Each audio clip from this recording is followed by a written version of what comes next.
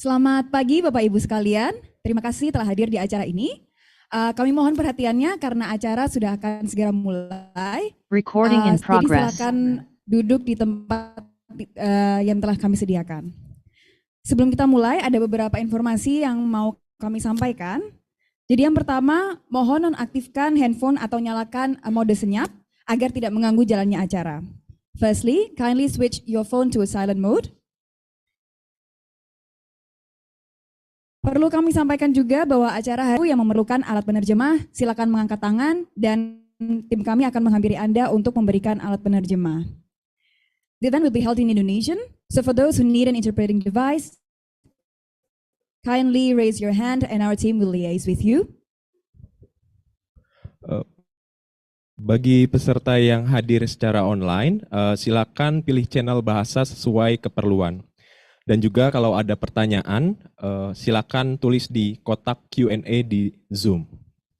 If you're joining us from Zoom, please select the respective language for interpretation. You can also write down your question in the Q&A box in the Zoom panel. Selanjutnya, kami juga YouTube yang berbahasa, sementara untuk yang berbahasa Inggris bisa ditonton melalui channel YouTube Katalis.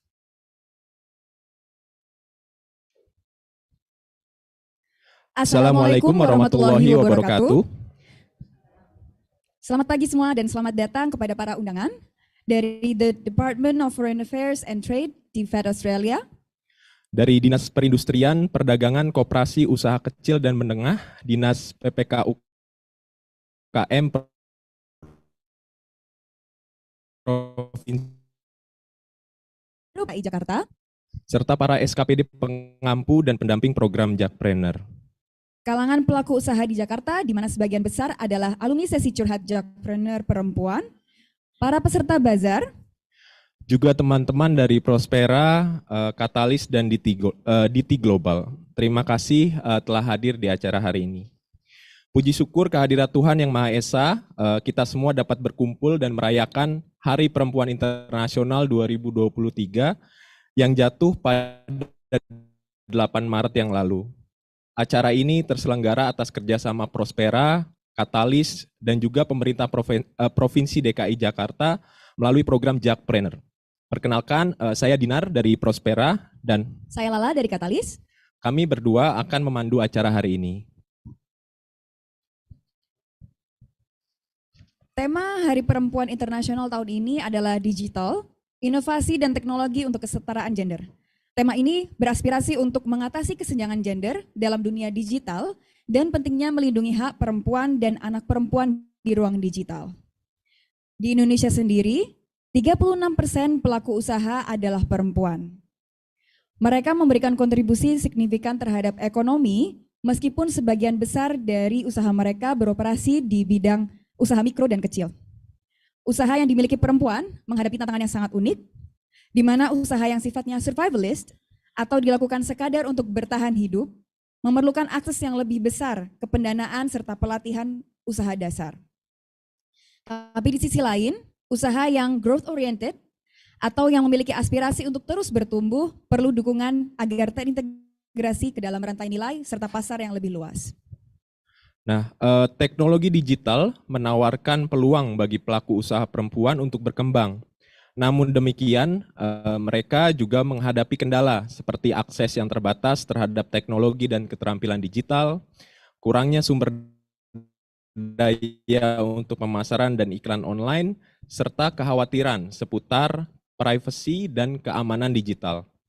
Untuk itu, acara bincang-bincang dan bazar Hari Perempuan Internasional ini bertujuan untuk menjadi tempat bertukar wawasan, mendengar, melihat langsung pelaku usaha perempuan yang telah berhasil memanfaatkan teknologi digital untuk mengembangkan usaha mereka. Nah, di acara kita hari ini ada 2 talk show dan juga bazar di luar ruangan, dan keseluruhan acara akan berlangsung hingga 2 siang. Di bincang-bincang sesi 1 nanti, temanya adalah menavigasi teknologi digital dalam transformasi bisnis. di mana pelaku usaha perempuan dan pendampingan program Jackpreneur akan berbagi pengalaman, tantangan, serta peluang penggunaan teknologi digital dalam pengembangan usaha. Selanjutnya, di sesi 2, ada tema dari perempuan untuk perempuan memanfaatkan teknologi digital untuk pemberdayaan perempuan. Di tema ini, kita akan menampilkan inisiatif-inisiatif yang mendukung pelaku usaha perempuan, baik melalui peningkatan pengetahuan serta keterampilan, ataupun peningkatan kapasitas usaha dengan memanfaatkan teknologi digital. Di luar ruangan ini, seperti yang Bapak Ibu sudah lihat juga tadi, ada 10 pelaku usaha yang memperkenalkan karya dan produknya. Ada macam-macam produk yang dijual, mulai dari makanan, minuman, kerajinan tangan, hingga fashion. 10 bazar vendors yang dipilih ini mewakili keragaman jenis produk dan skala usaha perempuan, termasuk mereka yang sering disebut sebagai usaha rumahan. Meski begitu, sekarang produk-produk mereka sudah bisa dinikmati semua orang karena mereka juga sudah go digital. Jadi selain bisa dibeli di bazar hari ini, produk-produk mereka juga bisa dibeli melalui e-commerce platform dan juga media sosial. Selanjutnya langsung aja ya Mas Dinar, kita masuk ke sesi pembukaan. Untuk itu kami mau mengundang Bapak David Neller, Direktur Program Kemitraan Indonesia Australia untuk Perekonomian atau Prospera, untuk bisa memberikan sambutan. Pak David, please have a seat to give an opening remarks.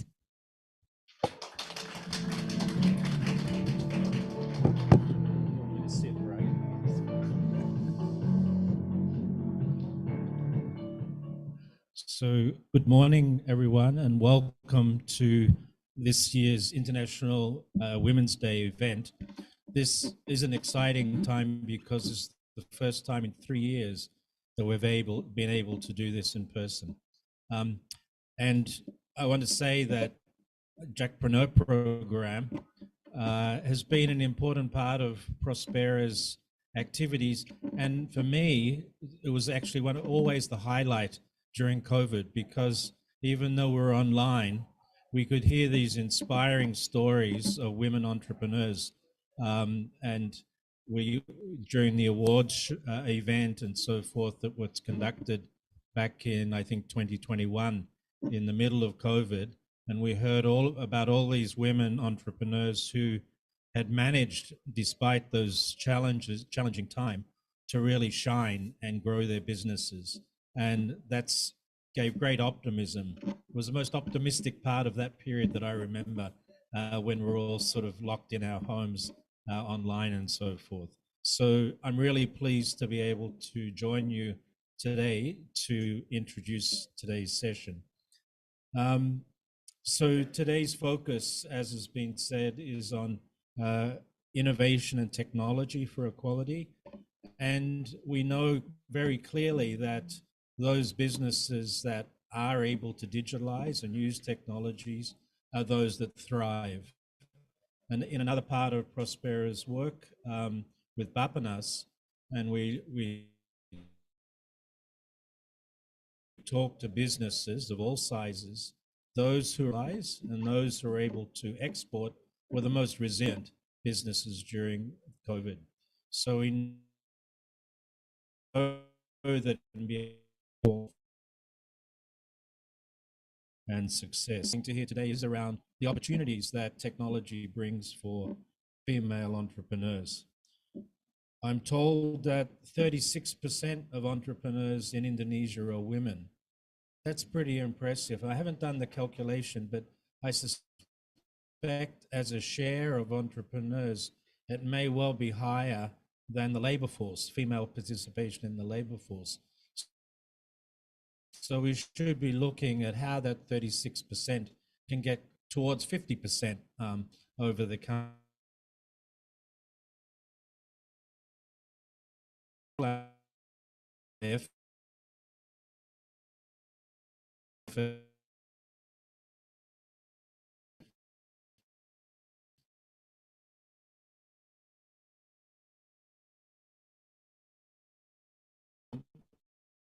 My wife is Indonesian.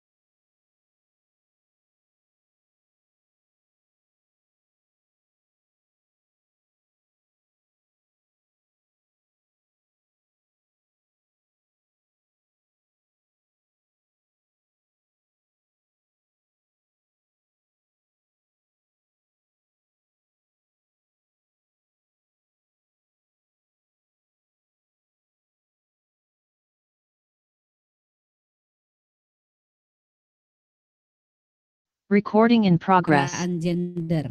for gender equality.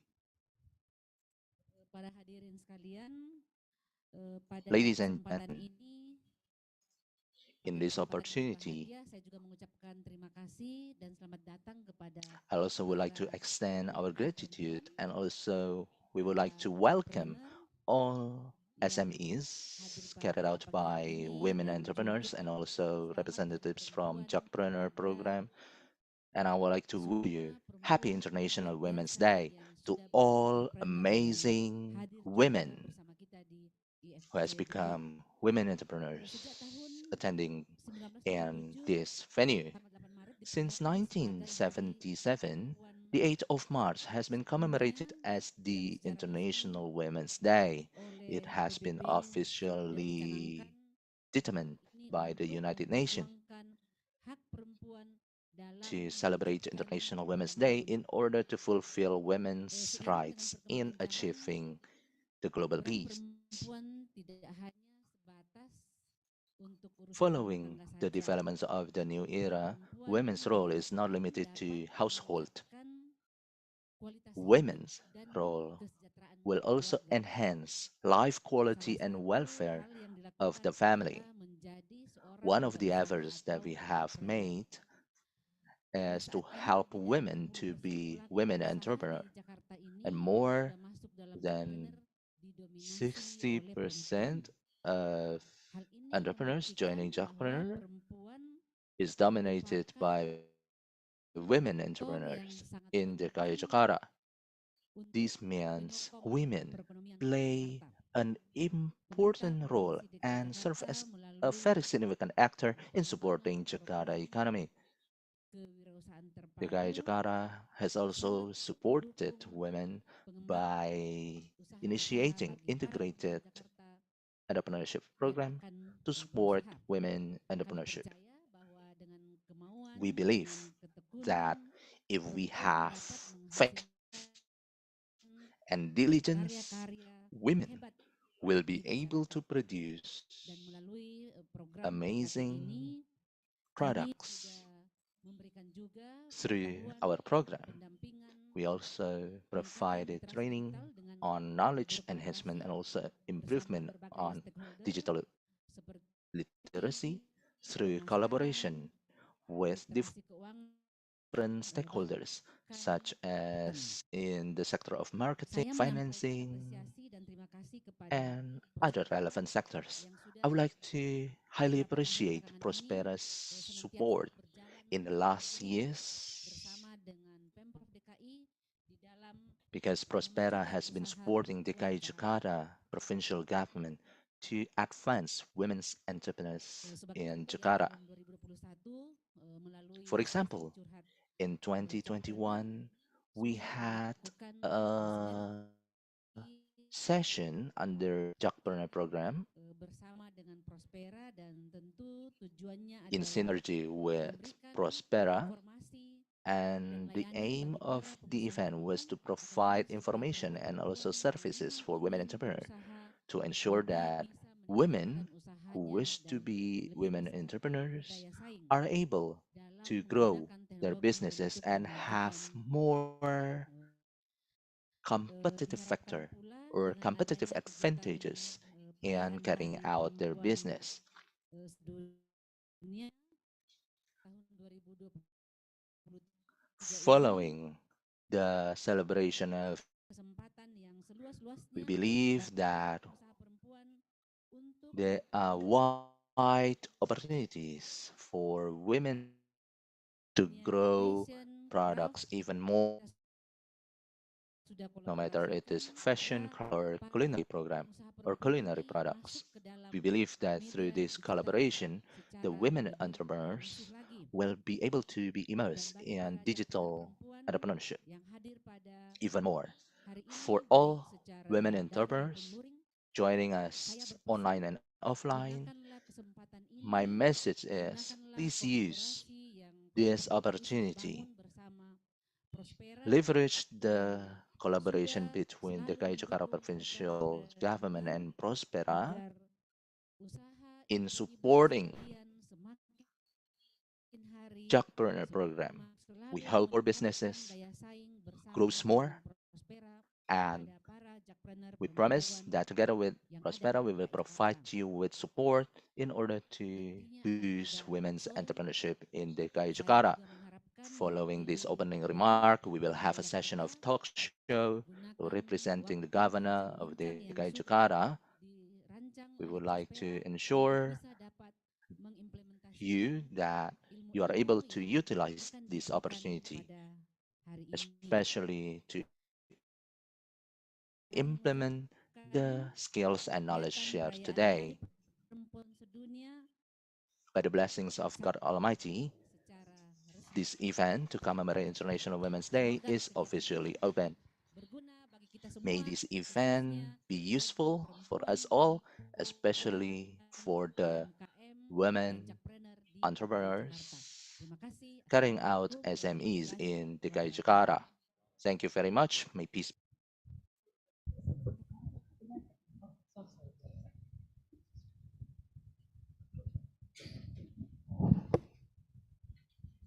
Terima kasih Pak David Neller dan juga terima Thank kasih you, Mr. David Neller, and also to Ibu Elizabeth Raturante, the head of DKI Jakarta Industry, Trade, Cooperative, and SME. And also thank you for officially opening this session. Now, even though the program has started, I hope all of you who are in this room will not leave the room to do some shopping, because now we are entering the first talk show. So in the first sessions, there are two business persons, business women, Ibu Jainab and Ibu Naila, who will share their experience and also provide some testimony regarding the role of digital technology to empower their business. And then the discussion will be continued by inviting two mentors, Mas Muhammad and Mas Yudis, who will share on the importance of digital technology and the roles of mentors in providing mentorship to business women in leveraging technology. So the moderator would be Ardiani Chandra Dewi from Prospera.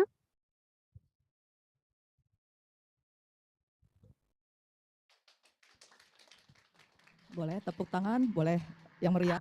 Selamat Hari Perempuan buat kita semua. So this is about, I can be here, it's not only because the product,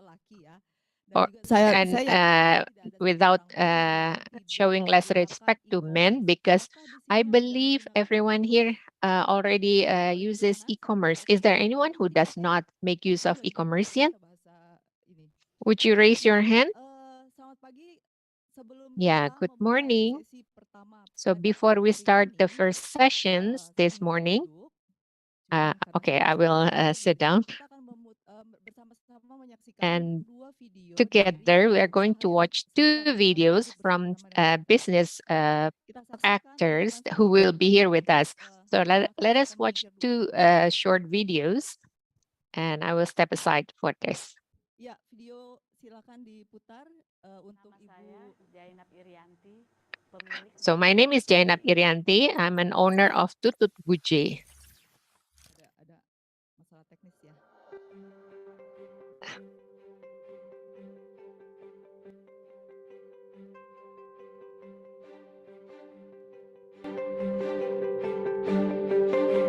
Saya jualan tutut tiap sawah. Sell this rice field kong, which is using traditional recipe of Indonesia. So, and then I started joining the Jackpreneur in 2019 in February. And I started this business in 2019 in August. So during after I joined this Jackpreneur, I have attended various trainings such as digital marketing. So now I can sell through online e-marketplace, and also I receive payment using Chris, and I can also design menus by myself. I can do it online using Canva. And I also now can utilize digital bookkeeping. And I have a message for you to all women, all the SME entrepreneurs. We have to learn. We have to learn the digital technology because if we don't do that, we'll be left behind.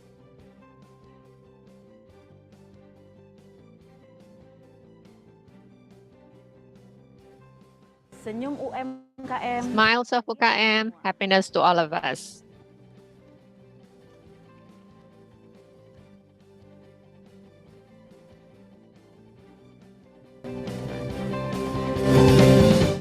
Kita saksikan video kedua. So now we are watching the second video, Ibu Naila Muna. So I'm Naila, I'm the owner of Lasagna.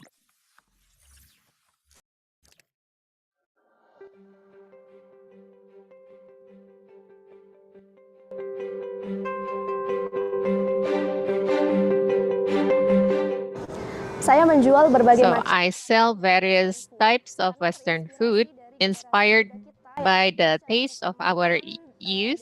makanan They Western. grew up by enjoying various traditional and also Western food. And that's why I would like to create a special Western food which is suitable with Indonesian taste. And thank God, until now, people enjoy the food that I created since 2019. So we sell several types of lasagna, spaghettis. We have beef original. We have beef spicy and also pizza roll and the others. I started lasagna in 2020 during the pandemic. While the digital marketing that I use, also bookkeeping, we have also applied it based on the trainings I joined provided by Jackpreneur. So I apply it by having some e-commerce business and also online bookkeeping through an app. And now I also accept queries for the payment. And through Jackpreneur, I receive a lot of market access for free by attending or joining various events and also bazaars in Jakarta. And starting using this digital platform, I have felt a lot of advantages. I can widen the market that I can have, so I don't have to rent any counters that can cost quite expensive. So my message to all of you business women, keep your spirit, join all of the trainings, but then you have to apply the knowledge. So don't stop only by attending or joining any training. Senyum UMKM, bahagia kita semua. Smiles of UKM, happiness to all of us.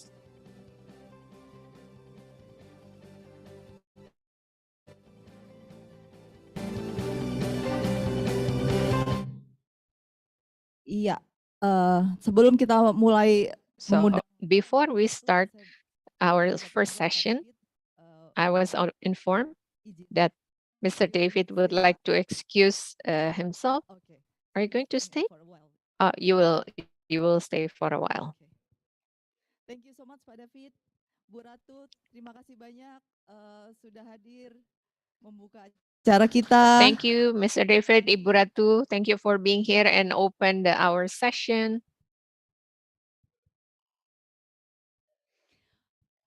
Ya, silakan diisi Bapak dan Ibu boleh maju ke depan dan saya So, ladies and gentlemen, you may take the front row seats. I'm inviting Ibu Jainab and Ibu Naila to come forward and sit here on my right. And while waiting for the two ladies, I'd like to invite, so you see, we will have two mentors who have provided some assistance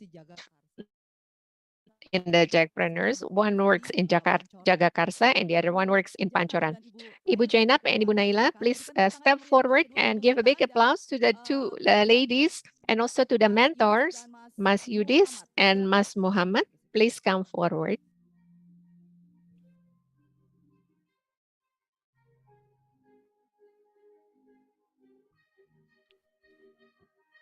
Iya, selamat datang ya Ibu Jainab, Ibu Nailil, Welcome, Ibu Yudis, Jaina, Mas Yudis, Mas Muhammad. Thank you for thank you for coming here with us. Honestly, I have not tried this conch before. I don't know how it tastes. I often see that, but I haven't tried. So maybe during your business that you started in 2019, perhaps you can share with us why did you choose this type of food to sell? And how did you first learn about the digital technology? Could you share with us?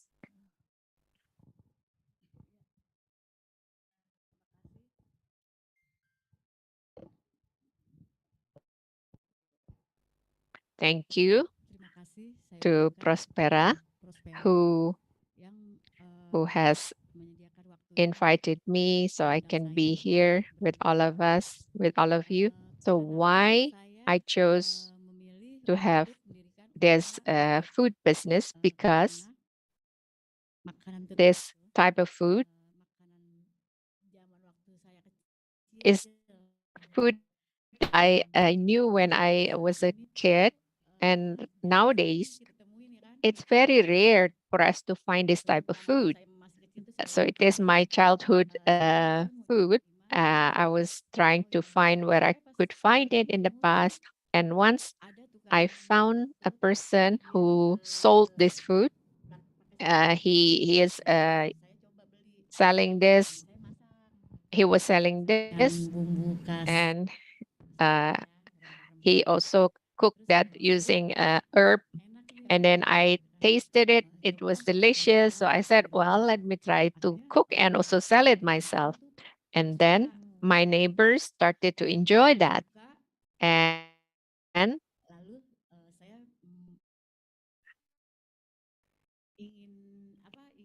I want to widen the market. And then now I sell on the side of the road, because I live in a small alley. Actually, I live my house in a small alley, so it is intimate. Yeah. So can we? Would you tell us where it is? Because maybe we want to stop by, and then now finally you could use this digital application to sell your business. And then I decided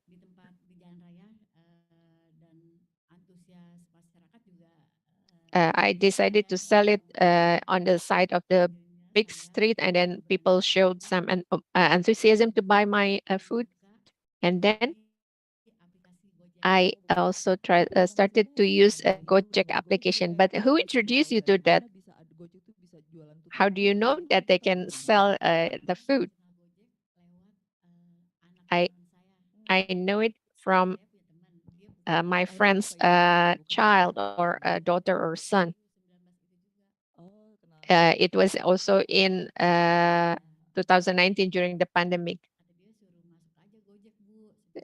He told me, you could join Gojek, Bu, because at the time he or she was buying my food. And then I learned, I asked him or her, how can I do that? And he or she informed me about that. And then soon after that, maybe within 1 month, the application could be activated. And once after it was activated, I I didn't know how to explore that.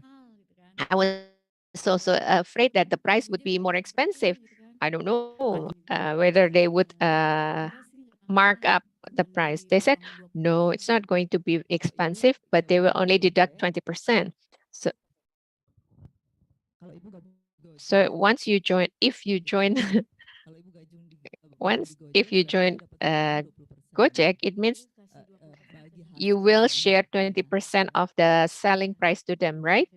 Yes. And then I said, yeah. So I joined Gojek. And for the first order, at that time, I didn't know how to handle that. They said, that's the sound of the application, I was surprised. I was startled. I said, "What was that? What was that?" Oh, that's Gojek. But then, how do I do that? Yeah, you accept that. So okay, I pressed it, accept. What did you press? How did you? Who told you that? Yeah, so I pressed the button of accepting. So I clicked that, and then I took the order, and then the driver came to take it. So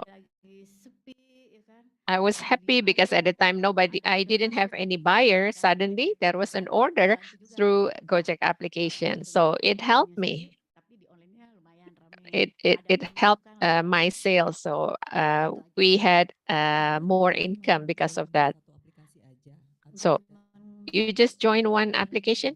No, not only one. Okay, so what else? I also use Grab, Shopee, and I did one try with Traveloka, but only for a very short time. Now I don't do it anymore.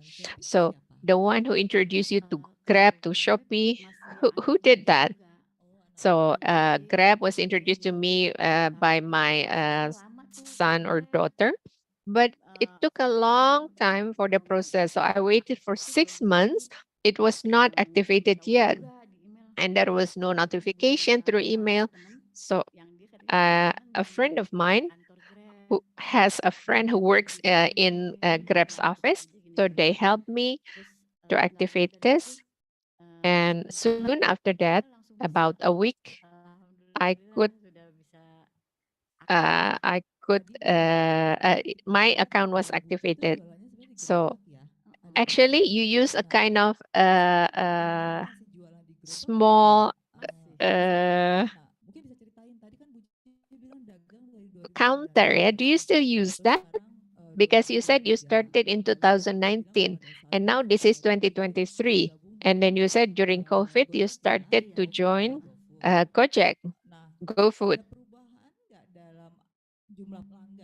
Now, do you see and do you feel any different or improvement in terms of customers? Yes.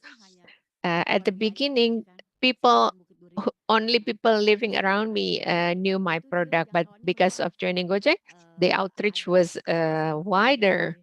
So I had a customer from East Bekasi, from Cilandak, and also from the north, from Pluit, yes, Pluit area. And they even ordered at night. So the driver was reluctant to take the order because it was late at night. Maybe it was late at night, and then the area was not very safe. And they were also worried that it is a fictitious order. But I said, yeah, let's try. Maybe this is not a fictitious order. So we tried to do the best. This is with a good intention. And then thank God, it was about the time for me to close my shop actually. So like 15 to 11 at night. So I prepared the food, and then the order took it, and then I said, be careful. And then it was delivered and good. So now your customers, not only your neighbors, correct? But you still use this small counter that you have.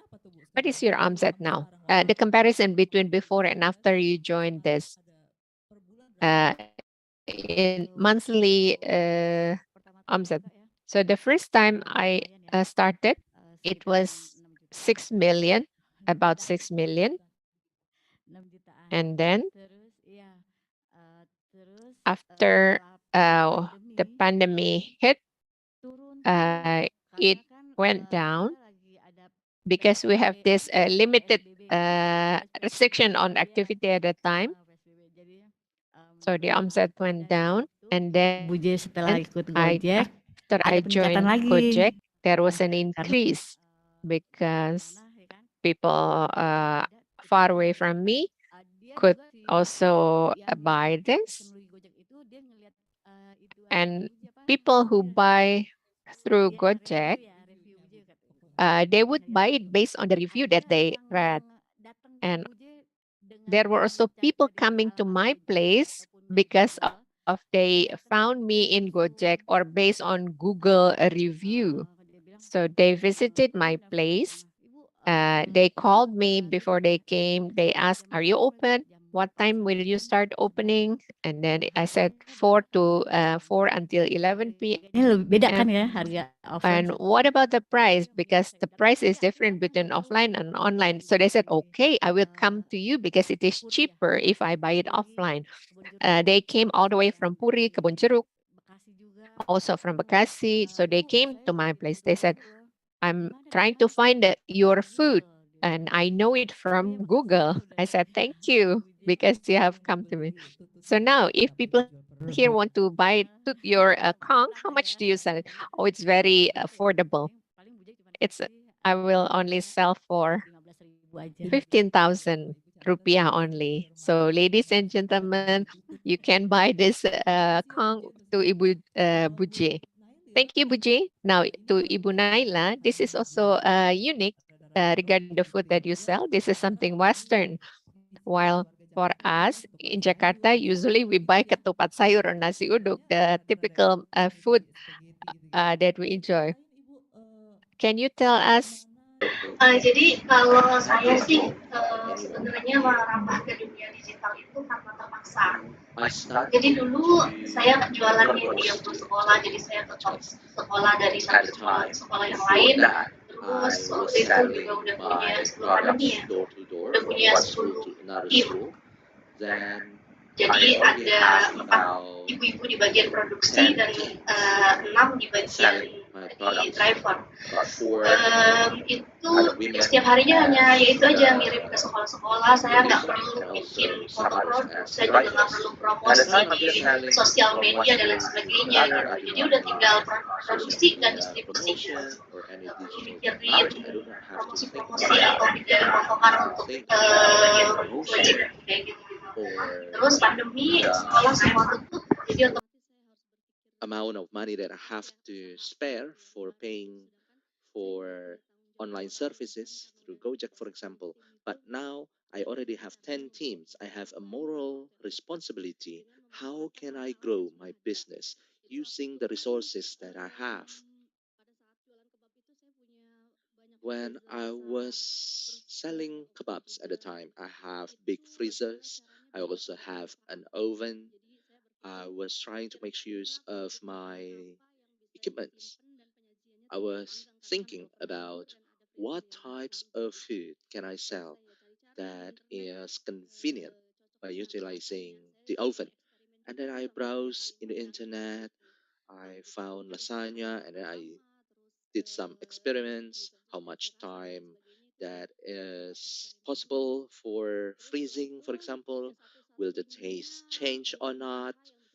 Then, following that, I started a business from home, and I found out that the cost is low if I start my business at home. So I start to register my business through Grab, Gojek, and other online platforms. But for me, the fastest one is from Gojek, other than other um, e-commerce platform. But now, since I started using the online services, I have more customers. Ibu Naila, I would like to ask a question regarding the number of customers you have prior to the pandemic. I know that lasagna business was started during the pandemic. How much is the total sales now of your business? Actually, when I start my business in June 2020, it was quite crowded. There are many customers, and there are many people who are interested in selling my products as well. At the time, I helped them to register the products at their Gojek, Grab, and also other platform. And I have several resellers and also another offline vendor, and also nearby my home. And at the beginning, the total sales at the first month is 13 million, and now it's already about 45 to 60 million rupiah for the total sales per month. Let's give an applause, such a extraordinary amount of sales. Ibu Zaina representing Generation X, right? While Ibu Nailil, you're representing Generation Y. Considering this, there is a gap of age, and therefore we must consider the interest in using digital technology. But we can see that even though Ibu Jainab is from X generation, you're still interested in using digital technology. Therefore, for now, I would like to ask you both regarding your challenges in using digital application. Is there any interesting experience that you can share while using digital technology when you are selling your product? Maybe the biggest challenge that you face when you are carrying out your business using digital technology. Well, for me, the challenges that I face was when I managed to create a video to be posted on my social media. What is your social media, Ibu Buje? I have Instagram, I have TikTok.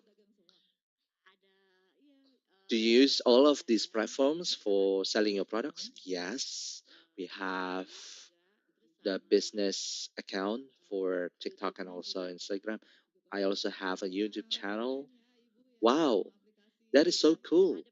You have all social media platforms. And I also have several visits from YouTubers. They are promoting my products. Oh, that's very good that you are also utilizing the influence from influencers. So during that time, do you face any difficulties or challenges? Well, actually, the challenge is more on how I manage the video. At the time, I created the video, but there was a slight mistake actually. I tried to make a correction to the video. I tried to edit the video, but I pushed the wrong button and I accidentally delete the video. So I was really sad at the time. I start from the beginning, and the end product of the video was not the same as the initial one. Then I tried to use Canva. Who who actually give you training about Canva? Who teach you using Canva? At the time, I tried to learn using Canva through the WhatsApp group in Jackpreneur program. In the WhatsApp group, we receive information about what types of training programs available, and I actually, I'm actually a very curious person. I was just trying to find out things. Oh, this program can be used for making pictures, drawing pictures, or something else. Then I started to join the Canva learning program, and then we were taught to create some images using Canva, including how to make videos and also how to edit the text, running text as well. So I learned all these things through the training program, and I'm very happy, thanks to God, that once I made the video and I posted the video, and I received a lot of positive responses from my colleagues, and they asked me, who made this video? And I said that I made the video myself, and then they were like, oh wow, really? I also tried to print out the branding of my product for the bowl. I understand that there are paid platform as well, but when my colleague looked at my bowl, they said, wow, this is amazing. And they asked me, how did I make this? I said, I'm using Canva. So that was great. Well, do you receive any assistance from your children, for example. Actually, my children are focusing on their school at the moment. I have two children. It seems that my children do not provide me with a lot of assistance. But maybe it's because they are very competitive. They do not want me to be smarter than them, probably. They were like, what are you trying to do, mom? Are you trying to outsmart us? And actually, my children did not want to come along with me today because they were shy. And anytime when I have any leisure time, I will use my leisure time to learn making videos or contents, for example. Uh, After I close my business at 11 p.m., I do not go to bed, uh, but I try to use many different platforms and continue learning.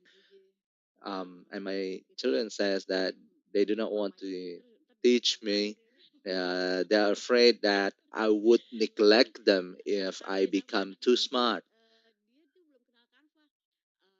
At the time, actually, my children have no idea about Canva, but I already knew about Canva. They had a homework from school to make something using Canva, editing the images, and then they asked me, "Mom, you have Canva, right? Can I use your Canva account to do my homework?" And I was like, "Oh, okay. So now you want to use my Canva now, Mom?" When they finished, they said, "Mom, is this good?" And then I give them feedback. You better use this color. You better edit the text. And when they submit their work at school, my daughter mentioned that her teacher posted her poster on the school's announcement board. So we are very proud of that. At the time, we made different types of posters, menus, stickers for my businesses. And then my children give me some feedback as well. We printed out poster using glossy paper, and then we also laminate the poster as well. But the but my daughter said that mm, maybe we need to change this because my friends are not using this. But I told my daughter that that's okay to be different.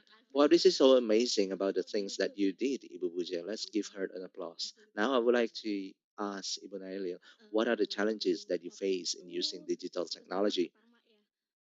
Well, the challenges that I face is first to determine the target market because in introducing my product, we need to be clear in terms of the target market. My initial product was kebabs, so I know I need to sell my kebabs to school kids, but when I register my product on Grab, it took a long time actually. At the time, I still had no idea that they are going to send me an email regarding the access to Grab.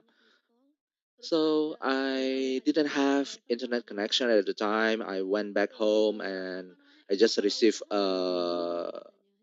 internet connection. I had a lot of orders at the time, and it turns out that uh, Grab drivers are already in front of my house, and they were quite upset because I'm not preparing anything just because I didn't know. That was the first order following Grab. At the time, I was panicking. I called Grab, and they helped me out a little bit at the time to address that issue. Following that, I tried to increase my customers awareness. I use promotion using the application, but I was not realized that it was not free of charge. The discounts, the promotion, for example, will have impact on our pricing. I didn't know at the time, so the discount for 20%, for example, has impact on the revenue that I receive. And at the time, I do not record my transaction. I do not have good bookkeeping. I look at my transaction. I have a lot of transactions, but I do not have a lot of revenue. Therefore, starting then, I started to note down how much, how many transactions that I have, and how much revenue do I have. Following that, I determine the pricing better on the online platform. You also mentioned that you have bookkeeping eventually. Do you finally have that? Yes. Can you tell us a little bit about that? Yeah, so after I learned more about promotion program, I then got introduced to Jackpreneur program.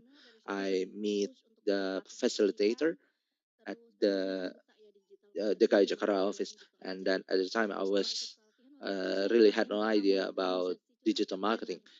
I joined the session with Prospera about digital bookkeeping, taking product photographs. I also learned about online bookkeeping as well. And starting then, I started to manage my bookkeeping and also how to market my products. I also observed big restaurants. I visited McD, KFC to observe how they manage their menus and everything else. And I saw that they have packages of food and beverages in their menu. So I started to do that as well. And then I try to engage with a professional photographer because I try to photograph, take a photo of my product myself, but it seems that it was not as good. How much was it for you when you hire a professional photographer? Yeah, I need to use some money at the time, but the result is pretty good. And then following that, you use that in e-commerce. Yeah, so I asked the photographer to take a photo of my products and my packages of food and beverages. I have good photos afterwards, including photos of the menu. And I can say that the packages of food and beverages are the most high selling in my business. Oh, that's very good.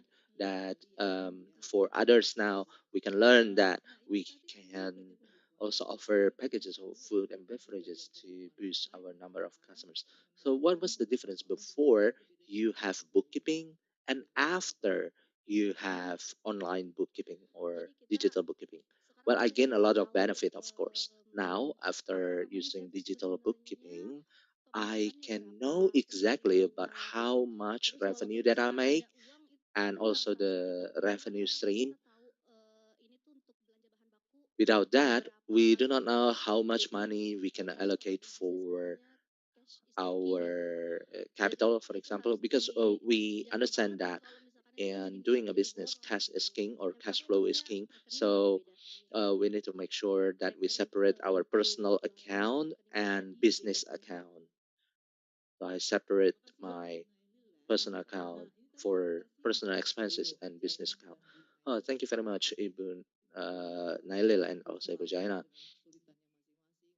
We can see that you finally are able to address the challenges that you face. Now, I would like to ask the facilitators, Mr.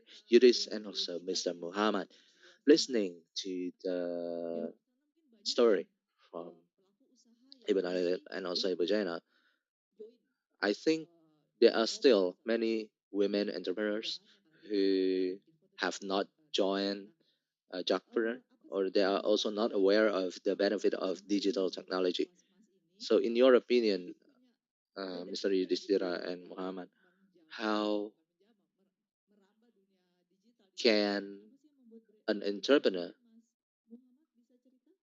have a more competitive advantage in reaching more customer? Thank you very much for the question. Most of the entrepreneurs actually have different set of skills and also business environment. First is their interest in learning, how they learn from training programs, for example,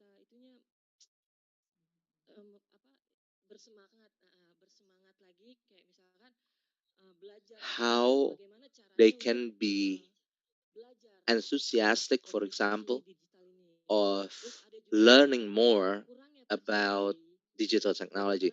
Sometimes also there are some small medium businesses actors who are not confident enough to learn more. Sometimes they do not have adequate time or they do not have good time management about how to separate their roles as a housewife and a woman entrepreneur. The first factor that is important is motivation. Secondly, skills. Skills in carrying out their businesses and how they can reach a wide pool of customers by utilizing e-commerce. Thank you very much. What about Pak Yudis? Can you share with us your experience in facilitating the entrepreneurs in Pancoran area? Mr. Muhammad mentioned that the entrepreneurs have different characteristics and business environment. What is your opinion on this? For your information as well, ladies and gentlemen, in this area, the percentage between men and women is about 37 to 63% of women.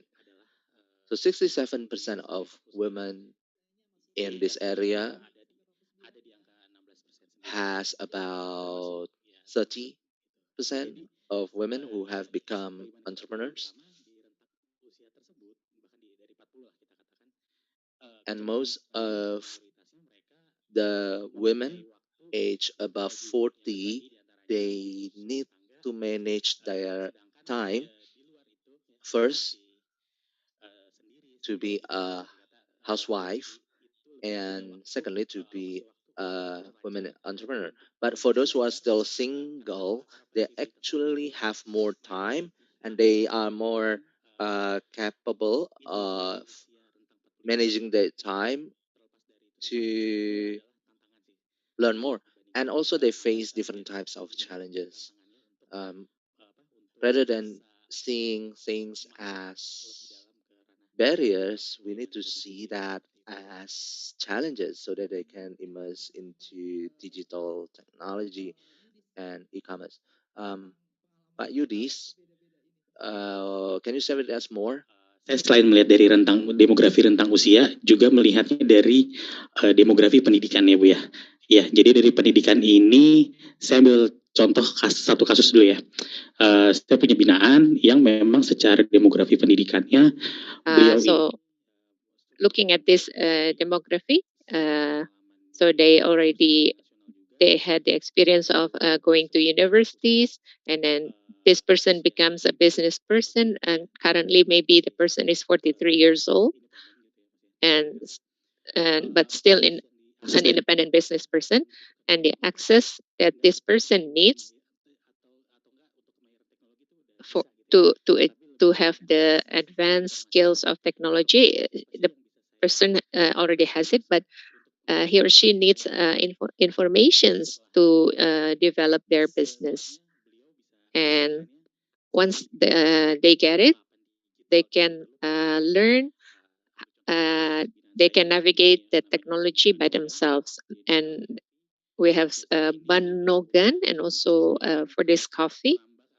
I could say that the business has grown because they are also supported both by one big company, and due to the informations and also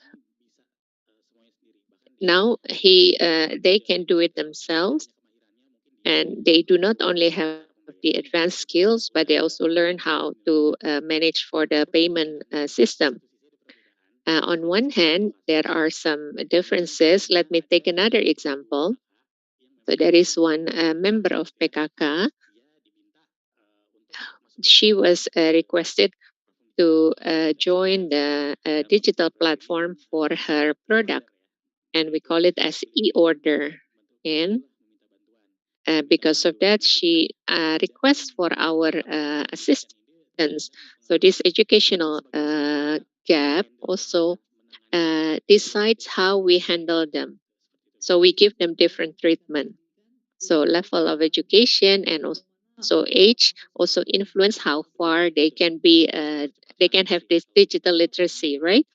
Yes. So for the two of you, how many people do you assist for 1 year, for instance? How many are you responsible for? So let me take an average. It is 100 people for one year. And where are they? The distribution. So for me, it is in sub-district of Pancoran. So and then it is in 6 kelurahan. While for you, Muhammad, more or less, I cover as the target given to me. It's about 250 up to 300 business people that we have to assist every year. And you said 35% are women. For us in Jagakarsa area, almost 45% are women business business people for these SMEs. So we have to know the basic that they have, because we know they have the capabilities, but maybe they do not know how to begin. They need the support, they need some encouragement. So actually, the number is quite big, 45%. And this is the International Women's Day. So let's say that if they need some mentors, and if they ask for some help for this digital, to whom can they contact, or to how do they come to you? When they come to you, what kind of help do they ask? Usually for digital literacy, many of the SME business people, they want to have to showcase their product in e-commerce. And then now the role of mentor is very important. For instance, to register that and then to tell them how to add more products, so that finally they can come to the marketing or sales stage. And our role, we have to know, because they have different characteristics or personality traits. So we have to learn about them, whether they have this basic skill of e-commerce or not. So that's the first thing that we need to know. So Mr. Muhammad, so you will start by helping them to take the product photos, something like that, yeah, and then you will upload it. So you provide some assistance from A to Z, yeah. Yes, we have some active role in that, so that this person can have some augmentation to their income by registering to e-commerce.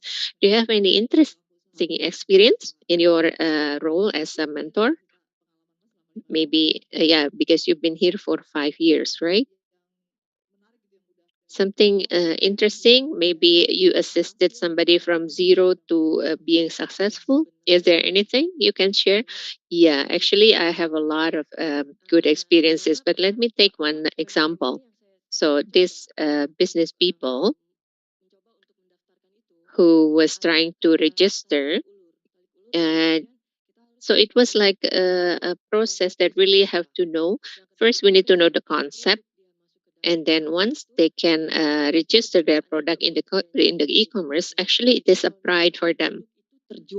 And then next, if they can sell something, it is another pride for them, or for it's a pride. Thank you, Mohammed. And what about you, Yudis? You have any experience you can share? Yeah, let me start from the basic, which is the registration step. So in the past, maybe in 2019 to 2020, this Jackpreneur registration system was managed by the mentors, but step by step, it was given to the business people. They they could do it themselves, but we just facilitate them. Maybe it was troublesome at the beginning, but little by little, maybe by coming to our place or we go to their house, we taught them. So that's for in terms of the Jackpreneur website steps. And then the second one is about the license. In 2020, we have one single submission from the central government. So this is something that will be integrated to the system. Once they want to get the other licenses, or maybe they want to get the halal status, everything will be synchronized. So if they have problems or they didn't do things correctly, they couldn't uh, go to the next step. That's why we really help them step by step on every stage, including how they keep the password, for instance, because access in this digital era is something very important. In the past, we could keep everything in our cupboard, but now it's a different way of keeping access.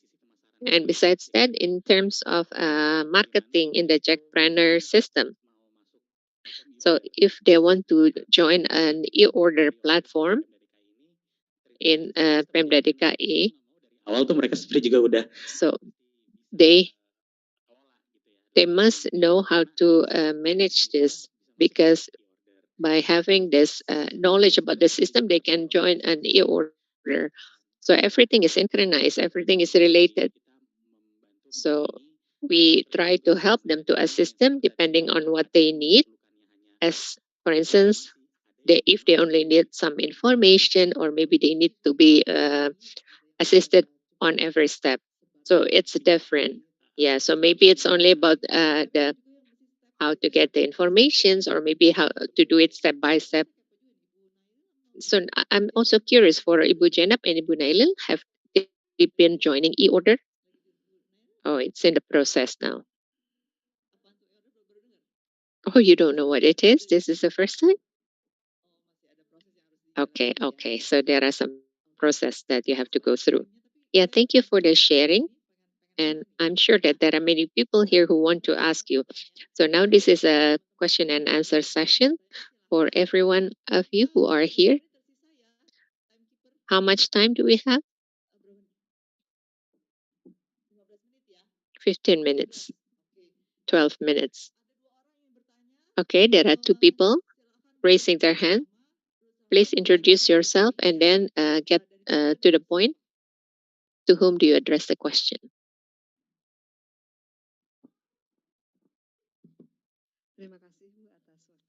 Thank you for this opportunity. Greeting. My name is Eti Rohaiti, and right now I'm a PIC of Jackpreneur for safety food resilience. And first, I would like to say thank you to Prospera, who have been very helpful to the growth of our members joining Jackpreneur. One of the members is Ibu Naili, and I'd like to Sukses a bit sampai di why Ibu Naili has been successful up to Naili this ada. point. One of her one of her excellent skills is she never gives up. We have offered her to join a bazaar which was not attended by many people, but she kept doing that. She always wants to learn further. She wants to know, and the determination that takes her to this stage. And also one of the program offered by Prospera at that time. So she took the maximum advantage for that. And at that time, she got 3 million as the support. So it was very helpful, and thank you. Jadi salah satu And contoh sometimes it is one of the examples we use for the next mentees that we have. Because if you do the system correctly, you will get the best result. And also, she can speak more than 3 different languages. You can test her. What languages do you speak, Ibu? But please allow me to continue. If we talk about products, our mentees have been quite developed in terms of digital marketing. They have a lot of assistance, not only from Prospera, but actually, there is one thing, this product safety that also they did help for their product safety because there have been several cases, but hopefully we are not going to have some poisonous food poisoning in our case, but we really have to be careful.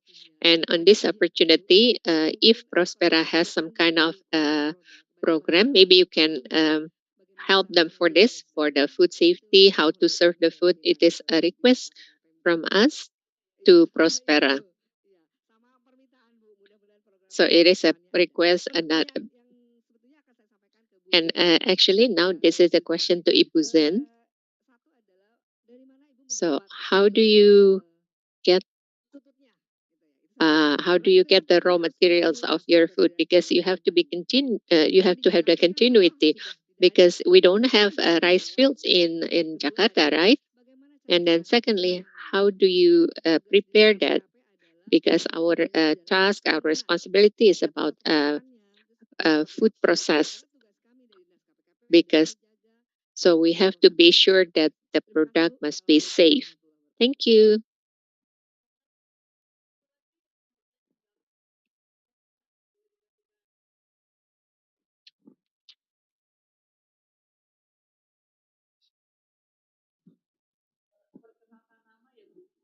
Baik. Bismillahirrahmanirrahim. Assalamualaikum warahmatullahi wabarakatuh. Greeting.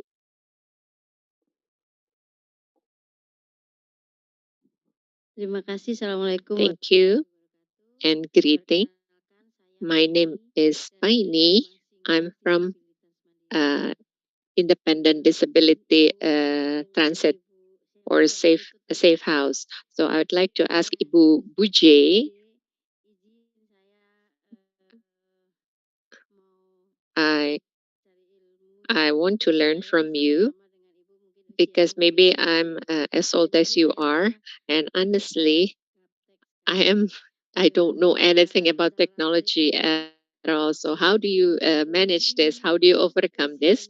Because at this at this mature age, but you are very extraordinary.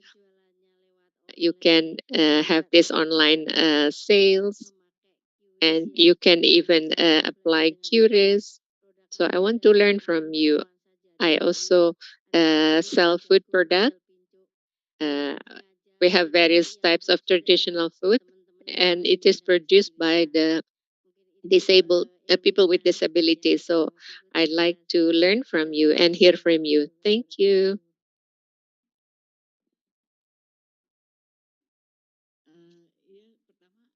Okay. First, I would like to respond to Ibu Eti. So the source, the raw material for my food, it's not far away. It's from a market in Keramat Jati. So there are many sellers, but I have one special seller because I know that his product, they sell this live conch. So it is fresh. Even though we cut a part of it, it is still alive. Kerangkanya aja. So it's only the shell. We cut the shell. Otherwise, we cannot put the herb cannot get into that, and we cannot we cannot eat it. And then so first I do all the process by myself. Before I knew the seller.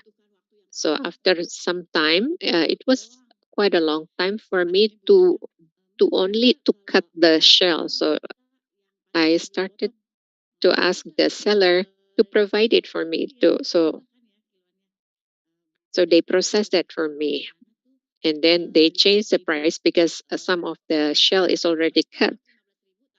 Before I bought it only for 15,000 per kilo. Now with the same price, I get less amount, but the way I process the food, I clean it until it gets very, I wash it until it gets very clean out of the, I clean the mud, maybe I wash it like for 6 times. So when I cook that, we can even drink the water because it is clean and healthy. So my customers would say that I'd like to get this uh, sauce that and they use it to eat the rice with. So I also once asked, I'm a member of a group. I joined this group and I asked them how to process this Kong. In fact, they didn't know how to process it, how to keep it. But for me, I learned by through the experience because I've been doing it for some time. So once after I cooked the Kong, and if I couldn't sell it, so there is some remnants. If I just keep it in the chiller, it can be risky. So I keep it in the freezer, and before I need to defrost that before I cook that, and then I would give the spices, the herb, such as turmeric. There's no secret here, so I'm telling you everything. So I put all kinds of herbs into that, and that's how I process the food. And then I keep it in the freezer, but it can only last for 2 days. After that, I will have to waste that because it is not fresh anymore. Yeah, it become very small if we do that. We cannot eat anything if it becomes so small.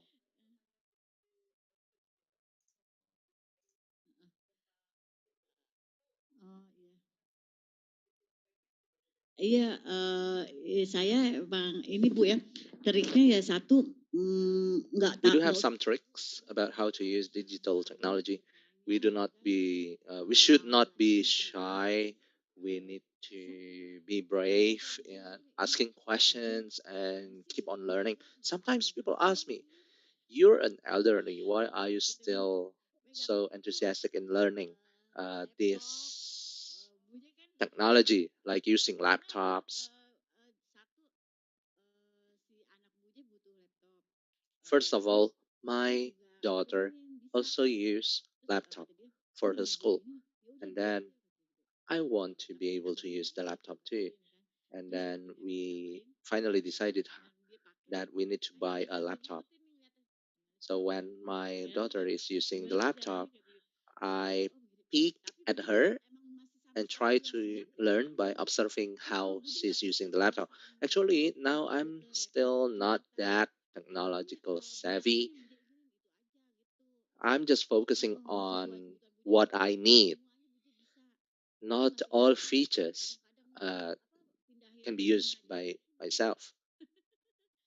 Even for transferring documents, I don't think that I can do that. But I really want to know how to learn that.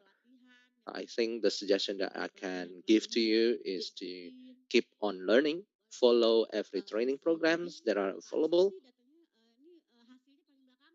and as you know, every time I join a training, sometimes when the time is up, I have not done yet with my work.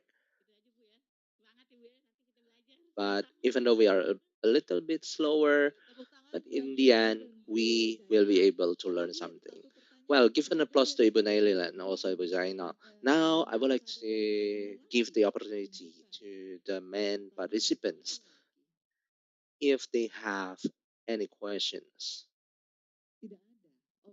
No? All right then. If there are no more questions, then let us give a big applause to Ibu Nailil and also Ibu Buje. Before we close the first session, I would like to hear from Pak Muhammad and also Pak Yudis, since we are also live streaming this session. Can you share with us tips and tricks to ensure that the women entrepreneur can be better in terms of using digital technology? For me, one, you need to have high motivation. Secondly, do not give up. All of us are learning from each other. Even though we are facilitators, we are also learning from you as well. We are just facilitating you in terms of, for example, following the steps of those who have been successful before us. We provide the opportunities for the newbies to also follow the steps. So what you mean is that following the examples or the practices implemented by those who are successful already. Yes, yes, correct. For me, especially for the women entrepreneurs, they need to define their priorities.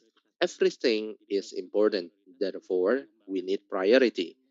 You need to prioritize how you would like to grow your business. If you find any competing interests, for example, competing platform, you do not know which one is the best, just focus on either one. Just focus on that, and you will be able to find out the results. For example, checking with our friends as well. For example, we can ask Ibu Buje, for example, if you are using three applications, which one is the best for offering traditional food?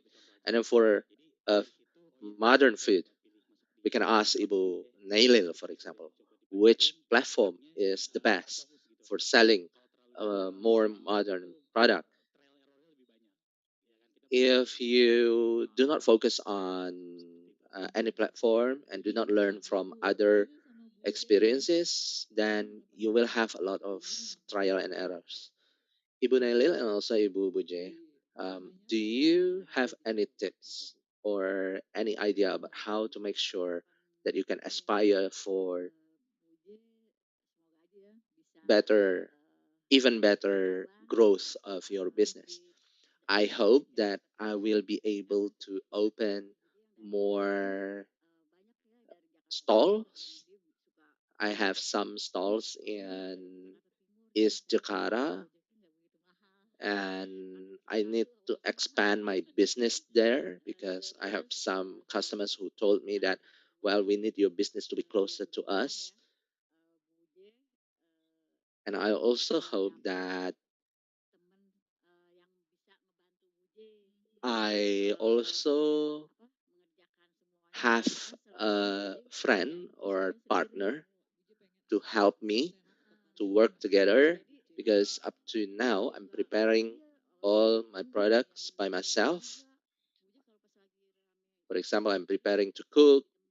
I'm also delivering service and interacting with the online drivers as well. I'm doing everything myself. So I hope that I can expand my business. That's number two. Secondly, I can have a partner. And what's next, Ibu Buje? What's next?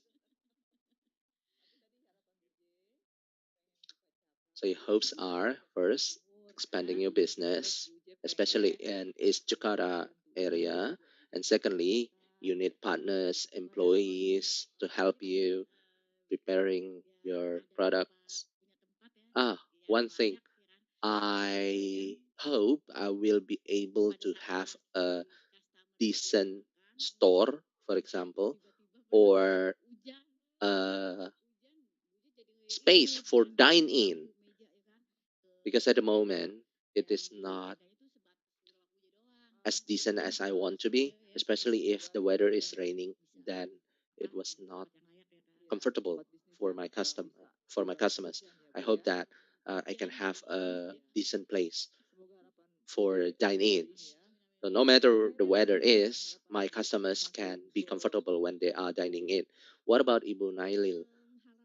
What is your next steps and hope?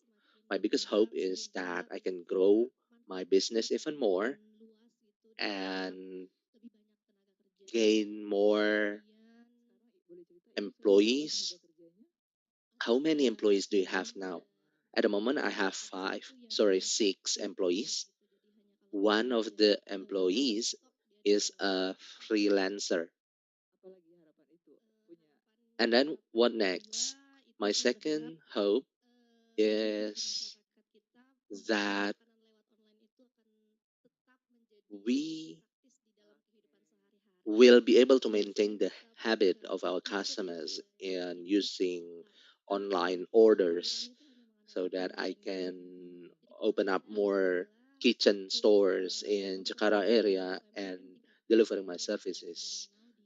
And at the time, I also joined a program in Metro TV, Juragan Masa Now. At the time, I was awarded with capital assistance in the amount of 30 million rupiah. At the time, I was requested to open a club kitchen, a cloud kitchen to grow the business. Well, Ibu Jainab and also Ibu Nailil, keep up the good work, and we believe that you can achieve your dream.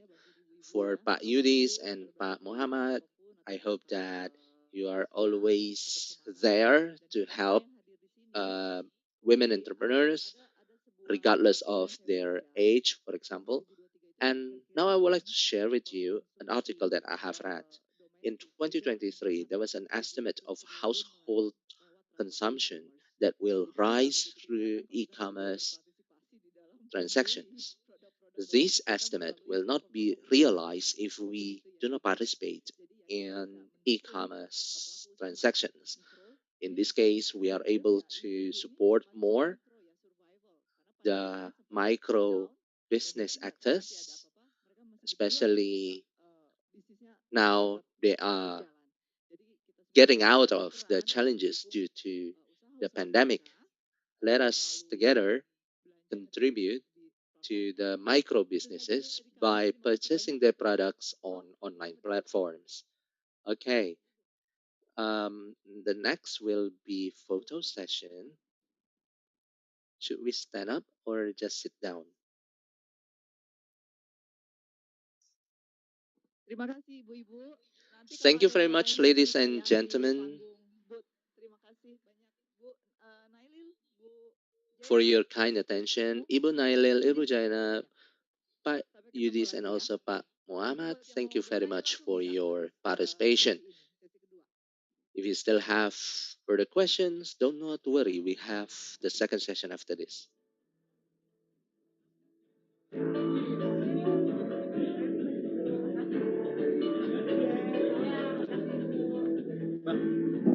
Saya masih ada tugas, makasih ya.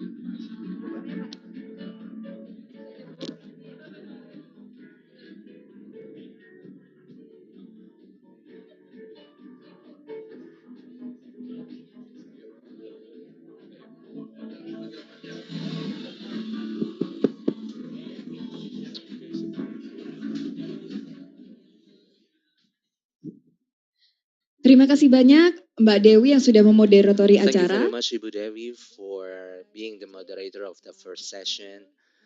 Thank you also to Ibu Buje, Ibu Nailil, Pak Muhammad, and also Pak Yudis for sharing their experience in going digital. Di sesi kedua ini kita akan Now ngobrolin apa? we'll move to the second session. What is the topic of our second session? In this session, we will address the challenges faced by women entrepreneurs in going digital. Therefore, we will invite three platform initiatives representatives supporting the development of women entrepreneurship businesses. We have Perempuan Maju Digital, Krealogy by Duanyam, as well as punya mimpi, ibu punya mimpi. Following this, Catalyst will also share with us a presentation about how we can support SMB actors, especially women entrepreneurs, better. And the moderator is Mr. Fari. Over to you, Mr. Fari.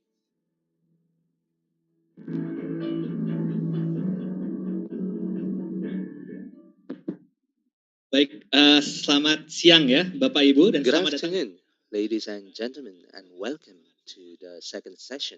I hope that you are still energized. This event is to commemorate International Women's Day, and the topic is for women from women, utilizing digital technology for advancing women entrepreneurship. You can call me Fari, and I will be the moderator of this talk show.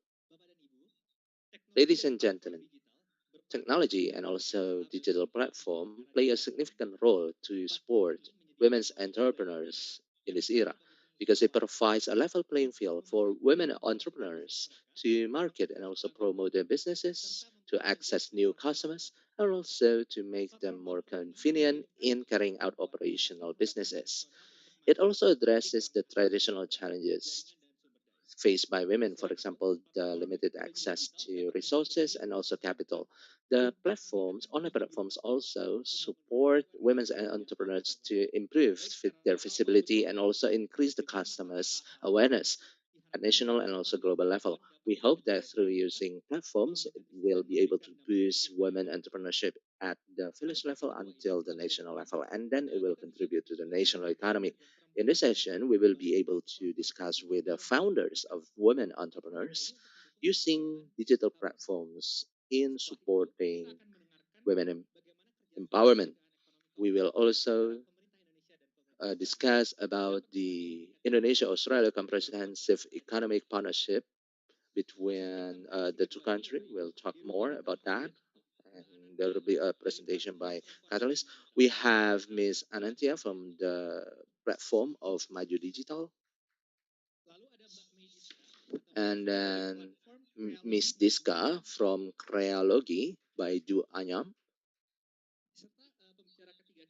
And the next speaker by Zoom is Ms. Marisa Paramita from Ibu Punya Mimpi. Welcome to Ibu Anantia, Ibu Rizka, Ibu Diska, and also Ibu Marisa. We will also kick off this talk show by chatting with Ibu Marisa first. Hope that Ibu Marisa is already connected, and thank you for joining us online. Let us first watch a video that will introduce us to the Ibu Punya Mimpi platform. Tapi juga jadi identitas diri. Setiap rencana mimpimu juga untuk masa depan mereka. Setiap waktu belajarmu juga meningkatkan nutrisi dan pendidikannya. Setiap usahamu juga mempererat hubunganmu. Setiap karyamu juga menjaga kesehatan mereka yang tersayang.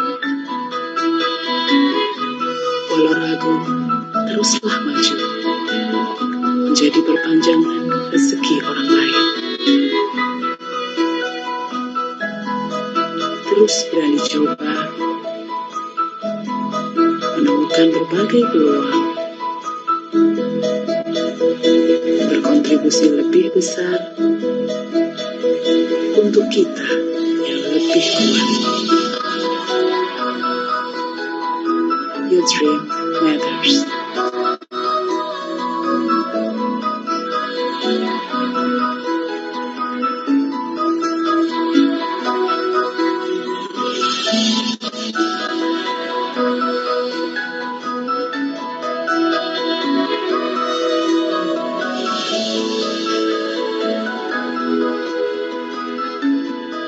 Baik, terima kasih, sangat menarik ya Mbak Marisa. Marisa. Thank you very much.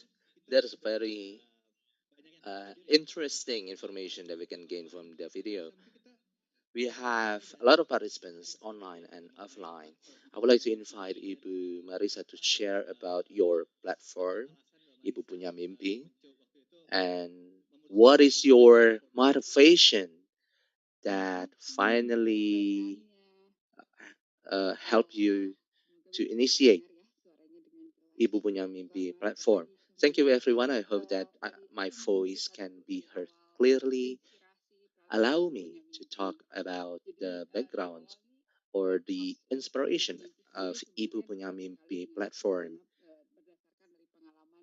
Actually, the background is related to my experience 15 years ago when I decided to become a woman entrepreneur.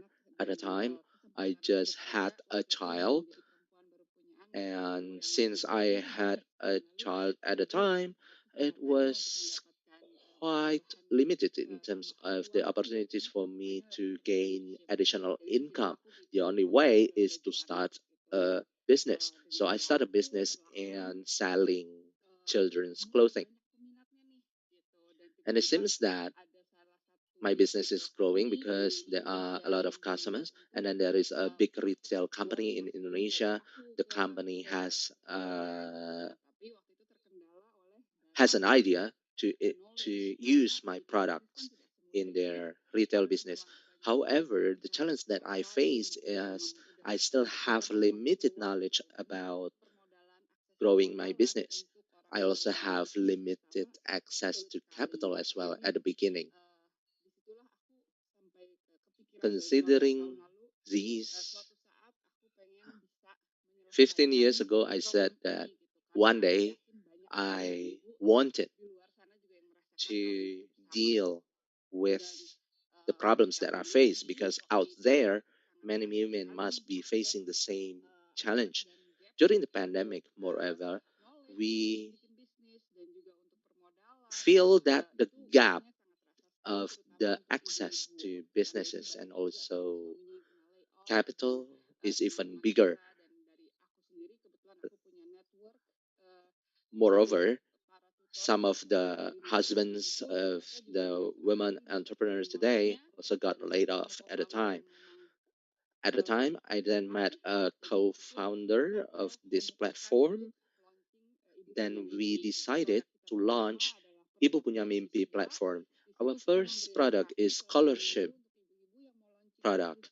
We provide a 2 week session for them to gain knowledge on launching their businesses, how they can brainstorm the business ideas that are relevant to their market, how to conduct market research, how to carry out marketing, how to open up stores. Now we have online stores as well, in addition to offline stores, how we can boost our sales online.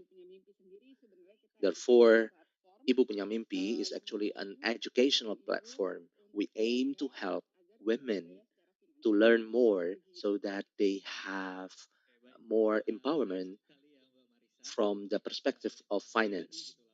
It was very interesting listening to your personal experience and also how you use the momentum or challenge or opportunity during the pandemic.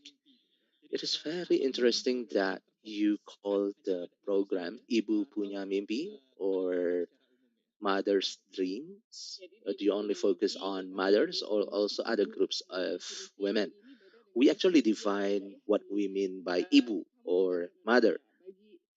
We use the definition by the Indonesian language, but also a specific definition that women or mothers who aim to have empowerment and financial perspective. There are many women, for example, who wants to be financially empowered, and in this case, they need knowledge on the opportunities in gaining financial freedom. So that is why mothers are our first and most prioritized group. So your A definition in summary is that adult women who wants to be financially empowered. Okay, so can you share with us what are the challenges that are faced by the adult women in carrying out their business, by the mothers in reaching their dreams based on the vision and mission of your platform? The challenges that we face is to gain more awareness about building our dream.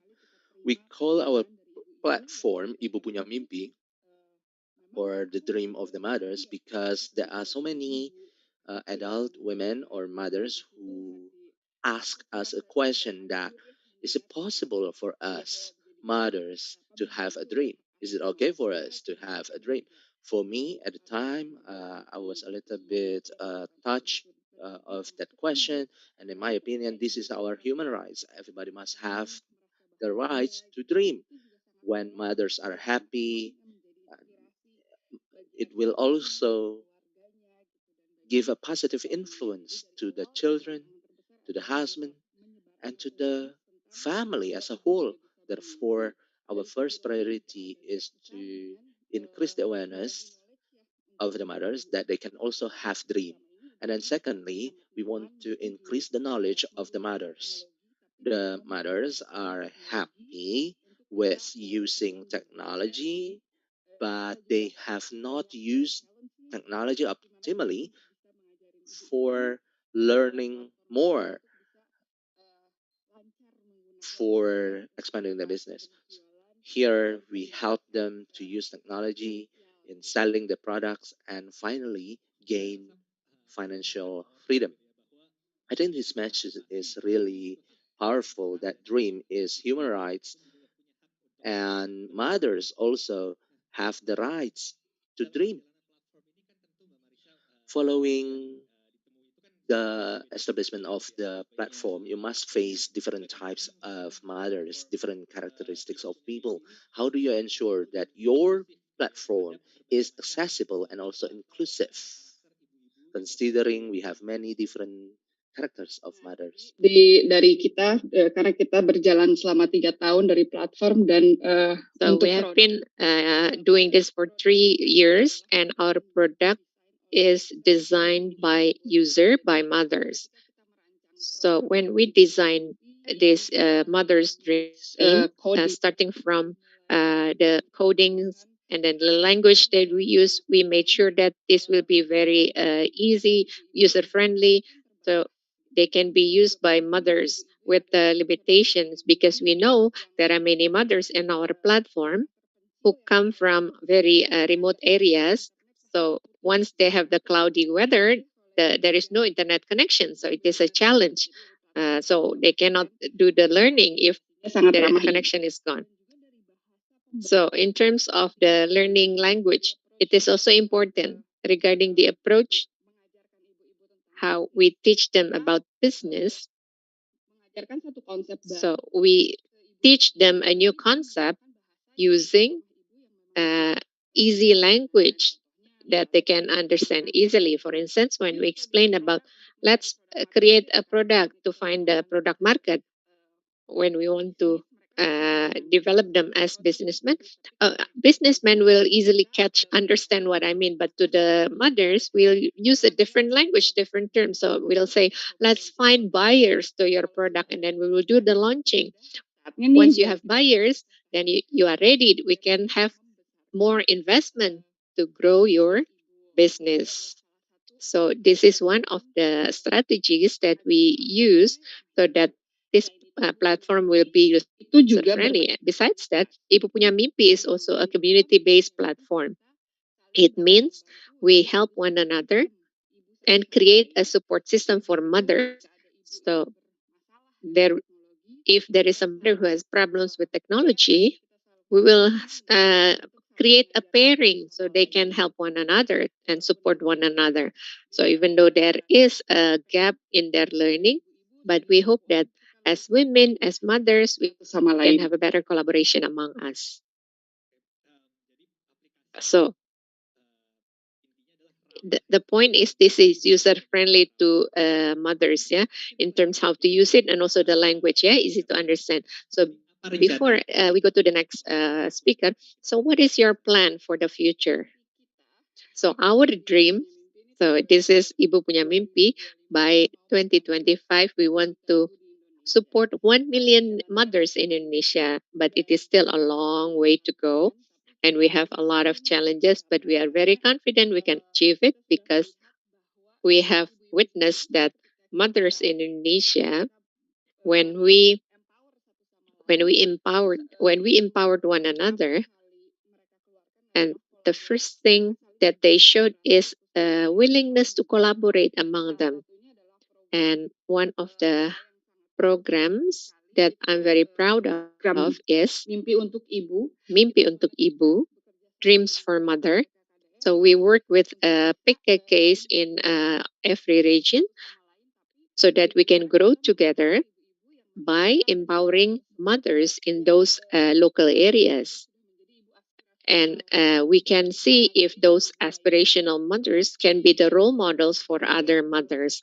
And through this model, my personal opinion, I can see a big potential to have a bigger outreach in the other villages or areas. So thank you, Marisa. It's very interesting. And thank you. So we will have a question and answer session later in the end, but we listen to the next speaker first. So you, the participants, both in online and offline, please keep the questions to the end of the program. So Mbak Natia, thank you for being here from Perempuan Maju Digital. Okay, maybe we watch a video first, okay?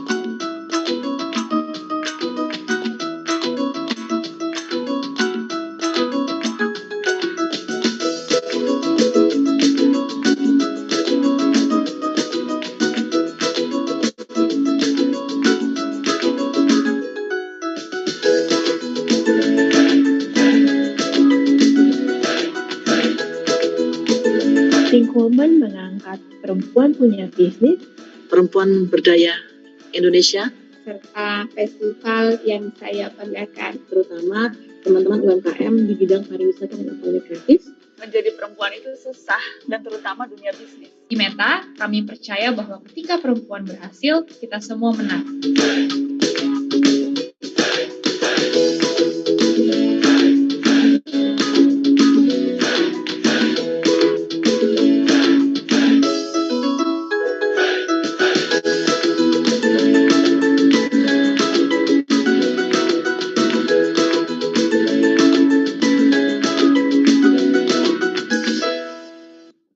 Oke, menarik sekali ya dari videonya. So it's very interesting looking at the video. So let's begin with Mbak Nanantia. So could you tell us, explain to us, what have you done with Perempuan Maju Digital and what was the motivation by establishing this platform? Thank you and good afternoon for everyone, both attending online and offline. My name is Nantia. If I may share, this is a program that we established, we created. My background is actually I started business in 2007 and it was digital marketing. So at that time, I just graduated from my university and then I set up the business. I learned by myself and I learned that digital opened doors to business. So along with the time, this company I started I wanted to empower more people, and at that time, so there were co-founders, and we discussed among us, and we agreed we wanted to empower the people with disabilities and people who are interested in entrepreneurship, women and children.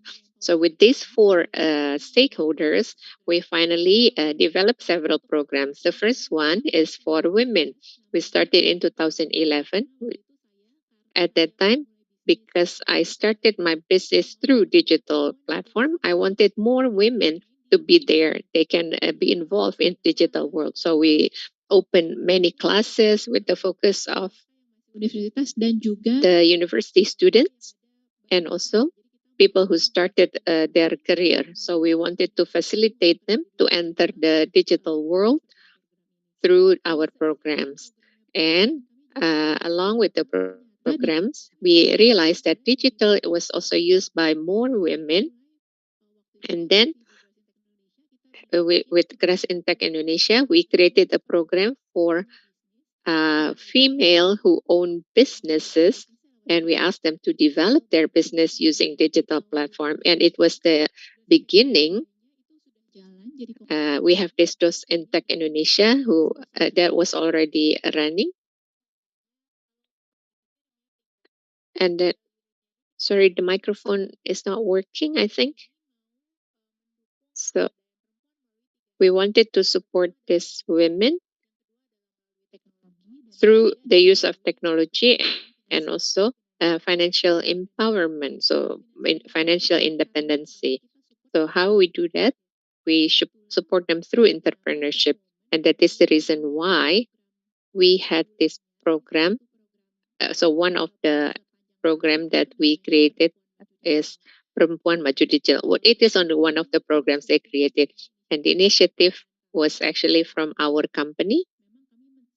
So we spared some margins or profit that we had to run classes, and until now it is still free. Yeah, participants do not have to pay atau mau belajar bersama dengan kami when they want to learn with us.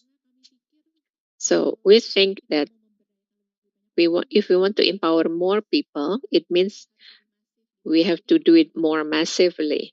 So we use our own finance at the time, but then we try to seek for more grant to have sponsor for the program. And the first grant that we had was from the British Council. So it is the beginning of the program of this Perempuan Maju Digital. So usually we created a program for 1 year, and this Perempuan Maju Digital, we, as you can see in the video, we had this 6 cities.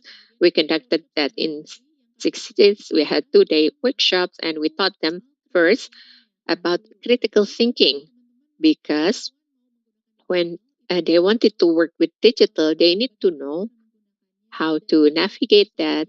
And if we talk about digital, technology keeps evolving. So the needs and the want to keep learning is something which is important. And that's why critical thinking was introduced first, because what we are teaching them right now maybe will be obsolete in the next year or 2 years. So their ability to have this critical thinking, the inquisitive thinking.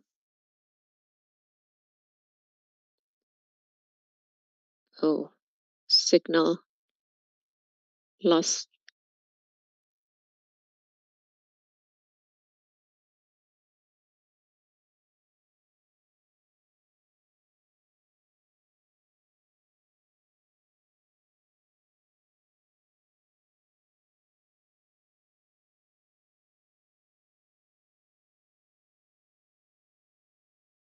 Sorry, I cannot hear anything.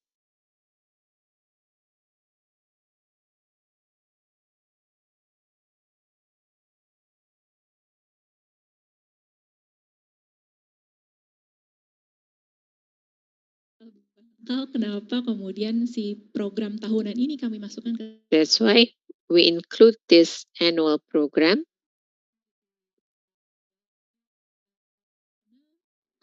because, as I said, we create a 1-year program. So we open classes. And for those who learn to study further, we have an intensive program as the continuation.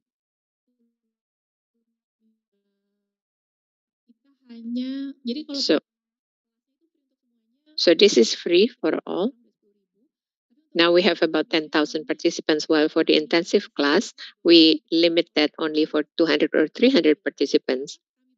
And we put the limitation because we need to have a deeper interaction, closer interaction. So through this intensive program, we're going to select about 10 to 15 people to be facilitated further for 3 months, more or less. Okay, it's interesting. From the offline program, because of pandemic, you changed to online, but then in fact it gave you a bigger outreach. Yeah.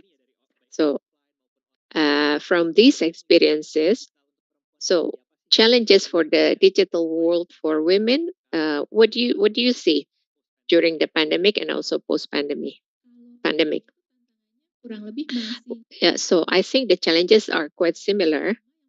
First, the most frequently faced is I'm not knowledgeable about this technology. Yeah, so the confidence of using digital, even though almost all of the women I met already have a gadget.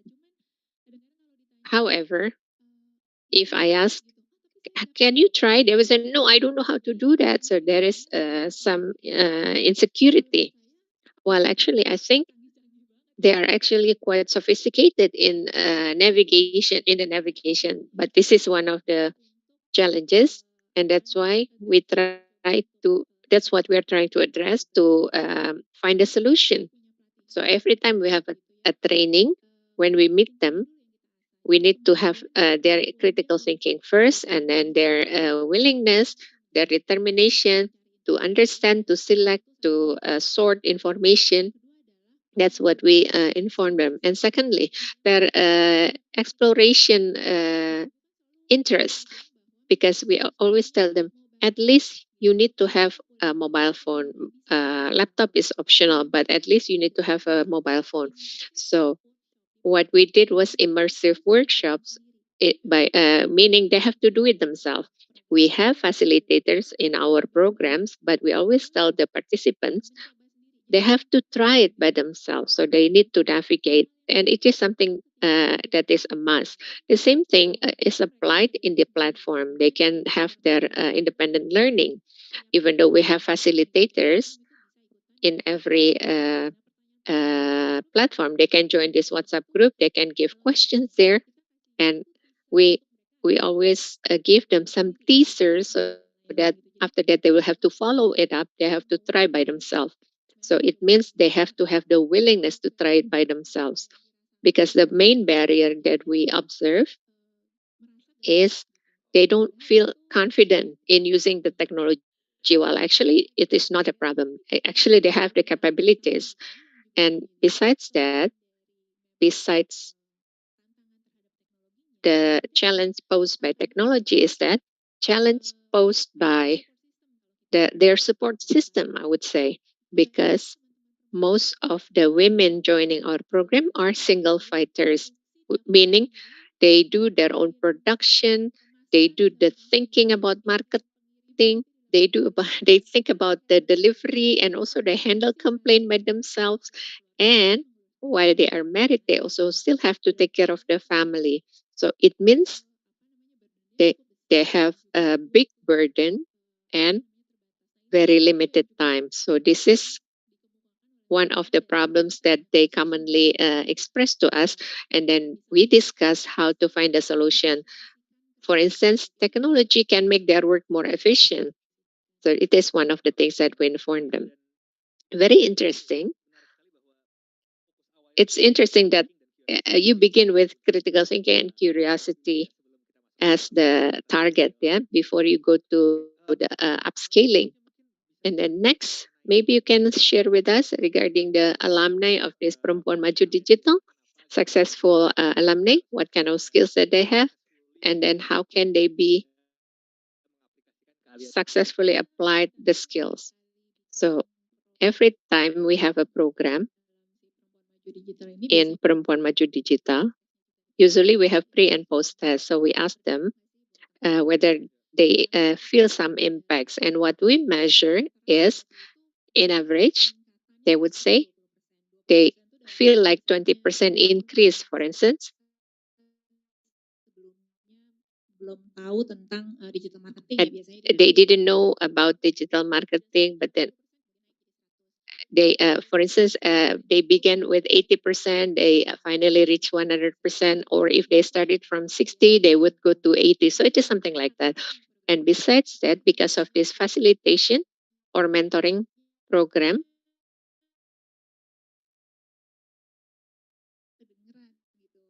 so it is one of the programs that can help them. So we started in 2018 and 19, and there was one participants who was just abandoned by her husband, and she didn't have any income. So she has the skill of sewing.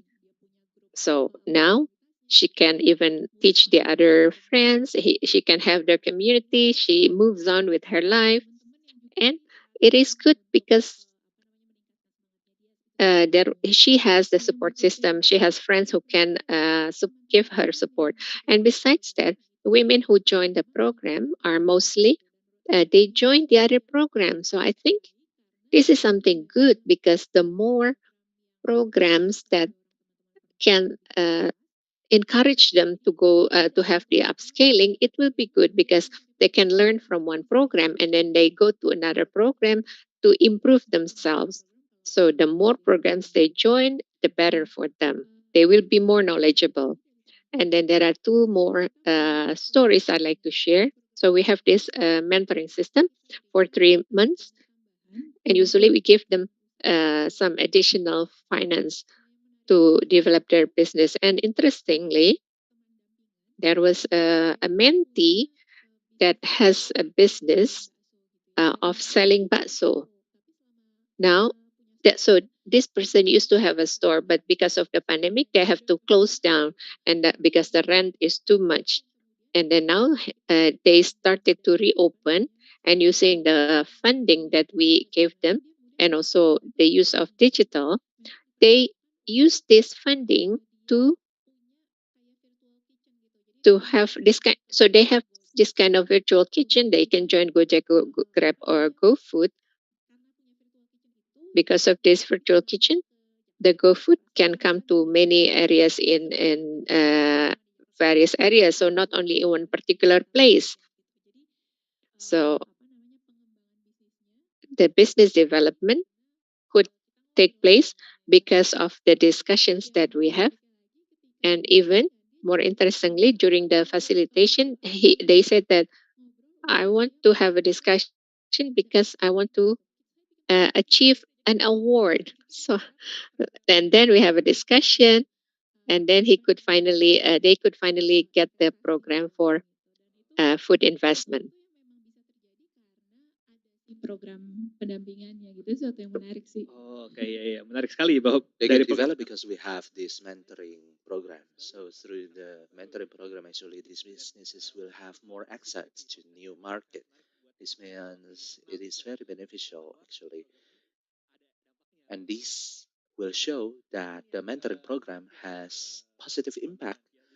Well, lastly, Ms. Anintia, as this platform is a digital technological platform, it provides us with more skills in using technology. How do you ensure that the content is always updated and always based on the demand of the users? If we talk about digital technology, today we can talk about A. Next year, it's no longer about A, but it's B or C. Therefore, every year we will refresh our content. Every year we will evaluate the content, whether there is anything that we can change. If we have any classes, then we will offer refreshment courses, for example. We will also have webinars. We will also consider the demand of the mentees or the participants. We also dig further about their needs. What do they need in the future? For example, every year we conduct a kind of festival, and during that event, we always ask our participants regarding what they need in the future. In our program, we also have several program access to financial, marketing, and also other types of category. And this year, we try to identify their needs in terms of their relevance to their stress level in carrying out the business. We try to also address the stress level of the mothers carrying out businesses because some of them admit that they have quite a high level of stress as they need to manage the time. We then provide classes for mindfulness, for example, classes for managing time so that they can also take care of their family. So we can say that same like the Ibu Punya Mimpi, partnership is very important. This is what we feel. In order to provide significant contents, we must have to be able to update our skills on branding, marketing, and also improve the access to the market. If we want to provide information about how you manage your time in dealing with your business and also how to take care of your child, we can also provide you some kind of parenting courses, for example. If you want to talk about access, financial access, then we can also provide you with a specific course regarding that. So in addition to updating our content regularly, we also ask our participants regarding their needs and we also manage our partnership. Therefore, your approach is more of a holistic approach. It's not only upgrading their business skills, but also partnering with the community members and also managing time, for example, and also stressfulness and also mindfulness. Thank you very much, Ibu Meidiska from Creology. Sorry, Miss Anantia from Perempuan Maju Digital. Now we will move on to Mediska from Creology. Would you be able to introduce the background of your platform? Ladies and gentlemen, thank you very much. My name is Mediska. I'm a project officer from Creology. Creology di Anyam is actually established for addressing the problem faced by Du Anyam. Maybe some of you are still not familiar with Du Anyam. Du Anyam is actually a social entrepreneurship, and this entrepreneurship has maintained cooperation with more than 100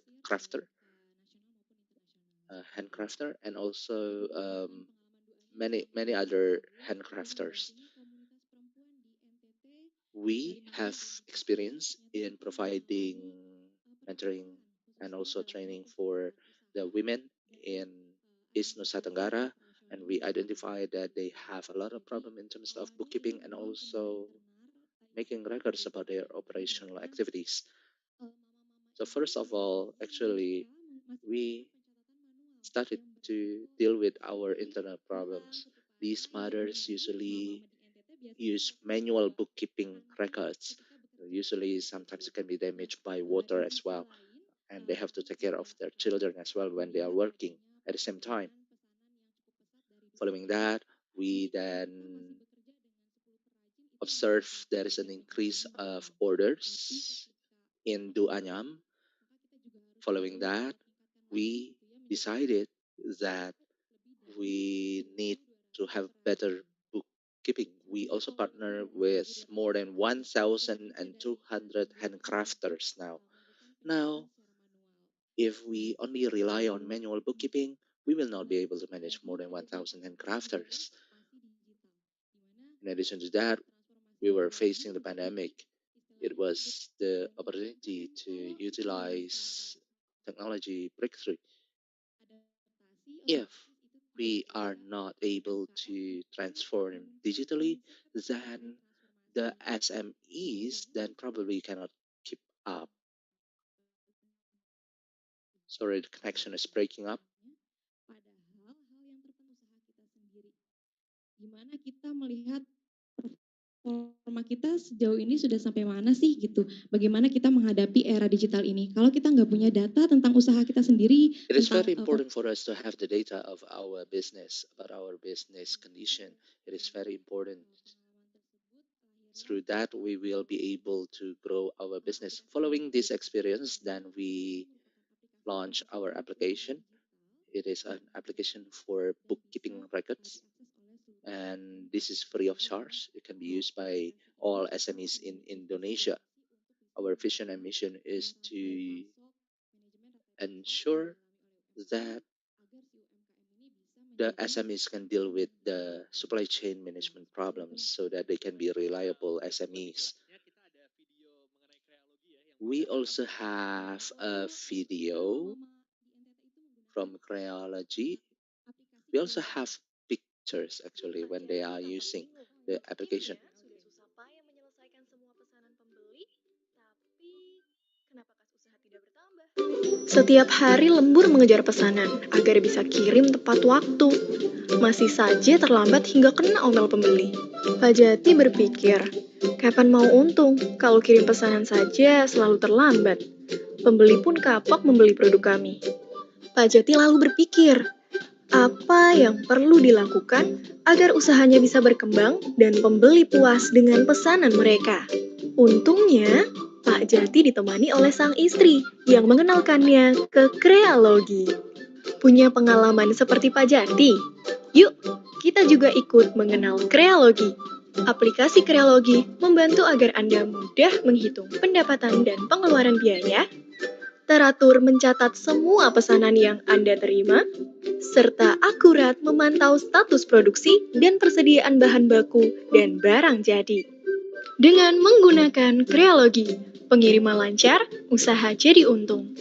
Dan bersama Kreologi, hidupkan UMKM digital. Kreologi, revolusi digital untuk usaha kreatif. Oke, baik. Terima kasih. Jadi mungkin bisa lebih Thank you very much. I think Ibu Rizka, you can also elaborate further in terms of the value proposition given by the application.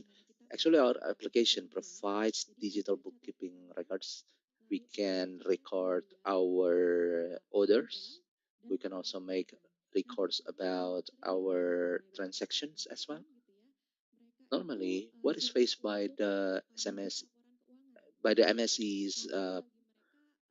actors are, it is difficult for them to make bookkeeping records because they have they do not have enough skills to use Excel files. Using this application, we will be able to help them in a better way to make their financial statements. They can easily download the statements and print it out and use that as a basis for proposing for more capital. Also, this application helps them to generate financial statement in a timely manner. That's correct. Since we have some mothers, for example, who are also taking care of their children, it is very difficult for them to take note of the orders.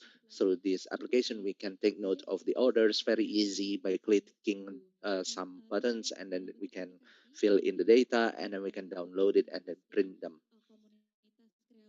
In addition to that, we have established a community, Creology community. This community provide training and also mentoring program regarding supply chain management, starting from production, quality of product, until the delivery of products. So we help them to learn more end to end of the supply chain management. I'm very interested in your statement regarding the community of Du Anyam. How do you help the business sectors in Flores, for example, or in other remote areas? in terms of how we help women groups, for example, we focus on 3 to 4 tiers of remote areas in the beginning.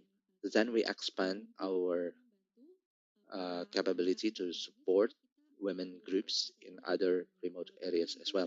The strategy is a little bit different from Duanyam itself because Duanyam is using their community, but now we also have a sustainable partnership program. In this program, we ensure that we will be able to identify potential partners to achieve SDG on gender equality and also reduce gender inequality. We then provide training or module regarding female entrepreneurs to increase hard skills and also soft skills of women. In the implementation of the program, we ensure that the program is women friendly. For example, we have mothers as participants of online training while taking care of their children, while producing their product. It's okay. We let them uh, do all those things as long as they are able to submit their work or assignments during the training. We also carried out campaigns. For example, if we find that there is a participant that are able to boost the family welfare or support the livelihood of the family, then we are sorting them out and trying to identify these people, and we will use the products and link the products to several types of retail business and also other offices so that they can use the products as souvenirs, for example. Do you have any success stories? We do have some success stories. We have a slide for that. One of the success stories that we have is from Ibu Farida. Ibu Farida is one of the women entrepreneurs who has a baby when she joined our training. Ibu Farida was a challenge with writing the orders, for example, and also making records. In this way, once she started to use our platform or application, she mentioned that it saved her a lot of time. We are also supported by the Ministry of Women Empowerment and also Child Protection, and we are supported by them, and we can support women entrepreneurs to propose for loan from the local bank by generating the financial statements from the application. So she also mentioned that once she use the platform, she can save a lot of time. She can take care of her family, and Ibu Ruby also mentioned that the application help her to remind any order that she has not completed. There is a reminder through notification in the application. There is also another notification about delivery of order if it is not done yet. I would like to know further about the future steps that you would take to empower women entrepreneurs. In the future, we have several initiatives related to market linkage because the most often challenge that is faced by the women entrepreneur is access to market.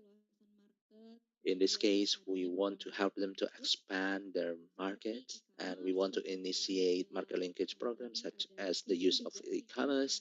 We also would like to help them to pitch their product to hotels, government offices, and also retail businesses.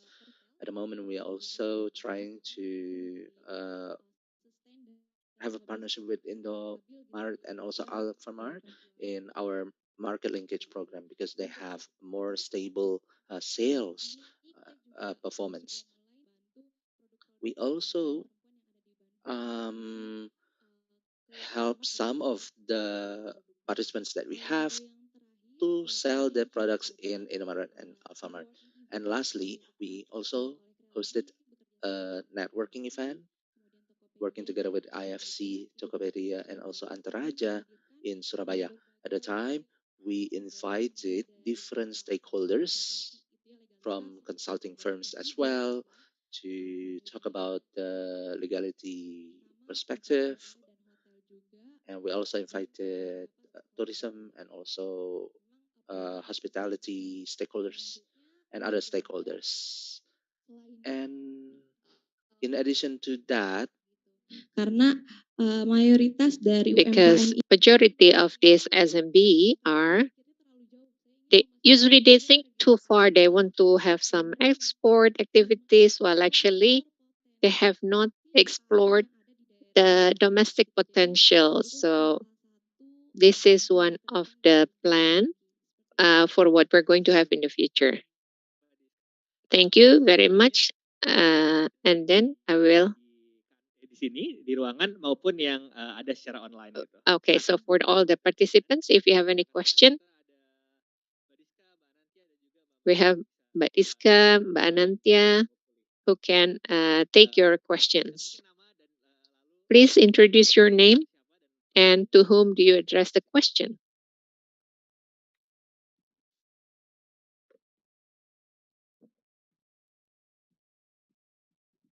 Nama saya Dewi dari I'm Prospera. Dewi from Prospera. Thank you for your sharing.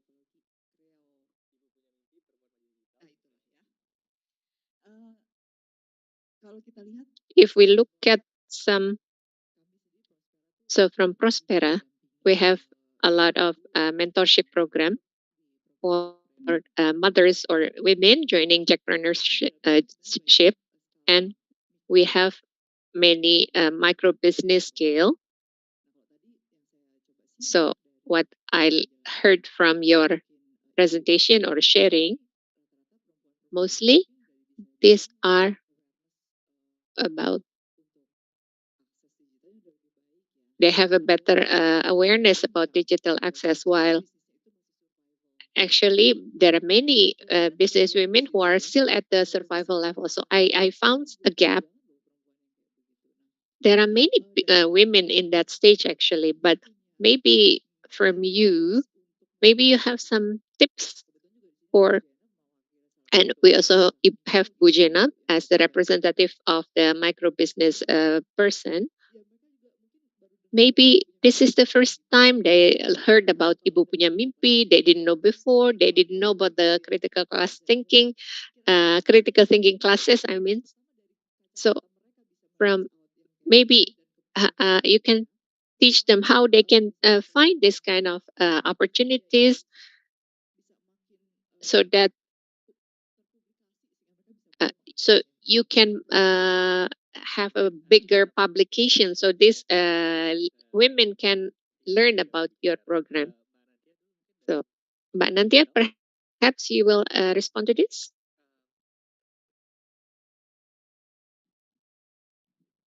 Oke, terima kasih buat. So, thank you for the question. I would like to respond from our perspective in Perempuan Maju Digital. So, talking about business, women as business owner, we have several levels. So, for us, when we have a class, we at least the participant have had access to smartphone. So last year we conducted a workshop in 4 cities in eastern Indonesia, working together with regional government and also community. So we had it in NTT and Papua. So the requirement was only one, that is access to smartphone. By having this access, so we want and then we inform them the basic knowledge, which is how to go to get the market access. So we taught them all the basic skills. It is true. What we are now trying is to have a cooperation with the business women who have the access.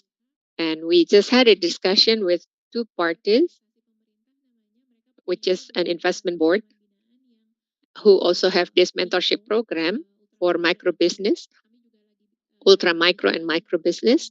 And we are now in the discussion with this KPPA to see whether they can join our organization. And maybe we can also have a partnership with Jackpreneur or Prospera. We are open for that opportunity. And there is a possibility that for us, we need to adapt materials that we can use. We will use some training materials that can be accessed through a mobile phone. And when we talk about platform, and if it is an online learning platform using an asynchronous system, we have to give them options. For ultra micro, they do all the process by themselves entirely. And then we understand that they can only access one or two modules. So what we're trying to have now is for our program this year and next year is how for this facilitation, usually we gave them a skill for market access. And usually they need the third party to help them because they need to focus on the production. And that's what we are now trying to figure out, what kind of trainings, what kind of materials that we need to adapt.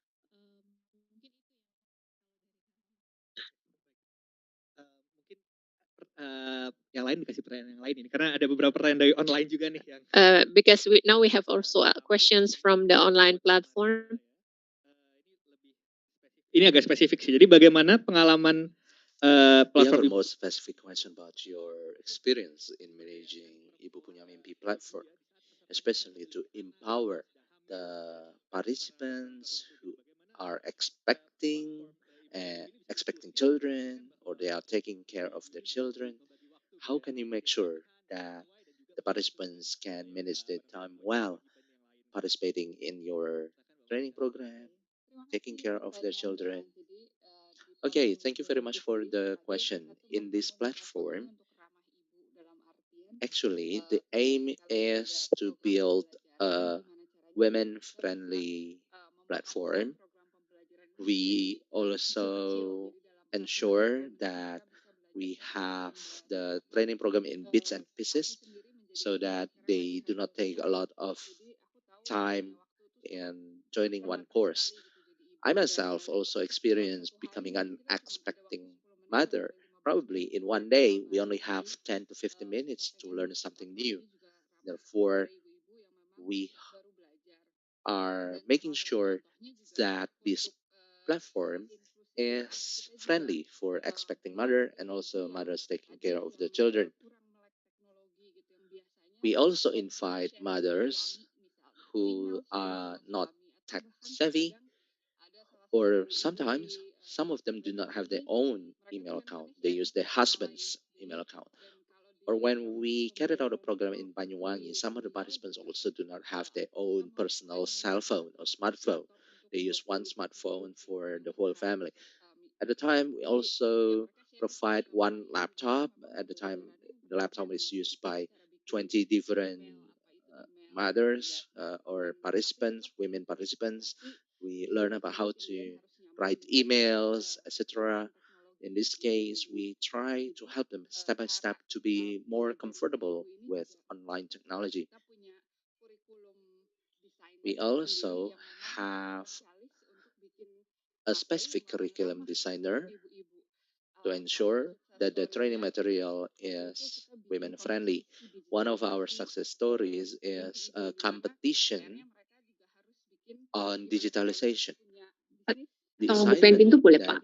the participants need to complete is to establish a digital Maaf ya, business. And one of ini the ini saya participants punya, maaf ya, actually maaf maaf shared ya, maaf ya, her maaf ya. mobile phone with her husband, but suddenly, due Oh, to the competition, she actually managed to build a website for her store, and we were really shocked. This is the website actually. We were really touched uh, due to her effort.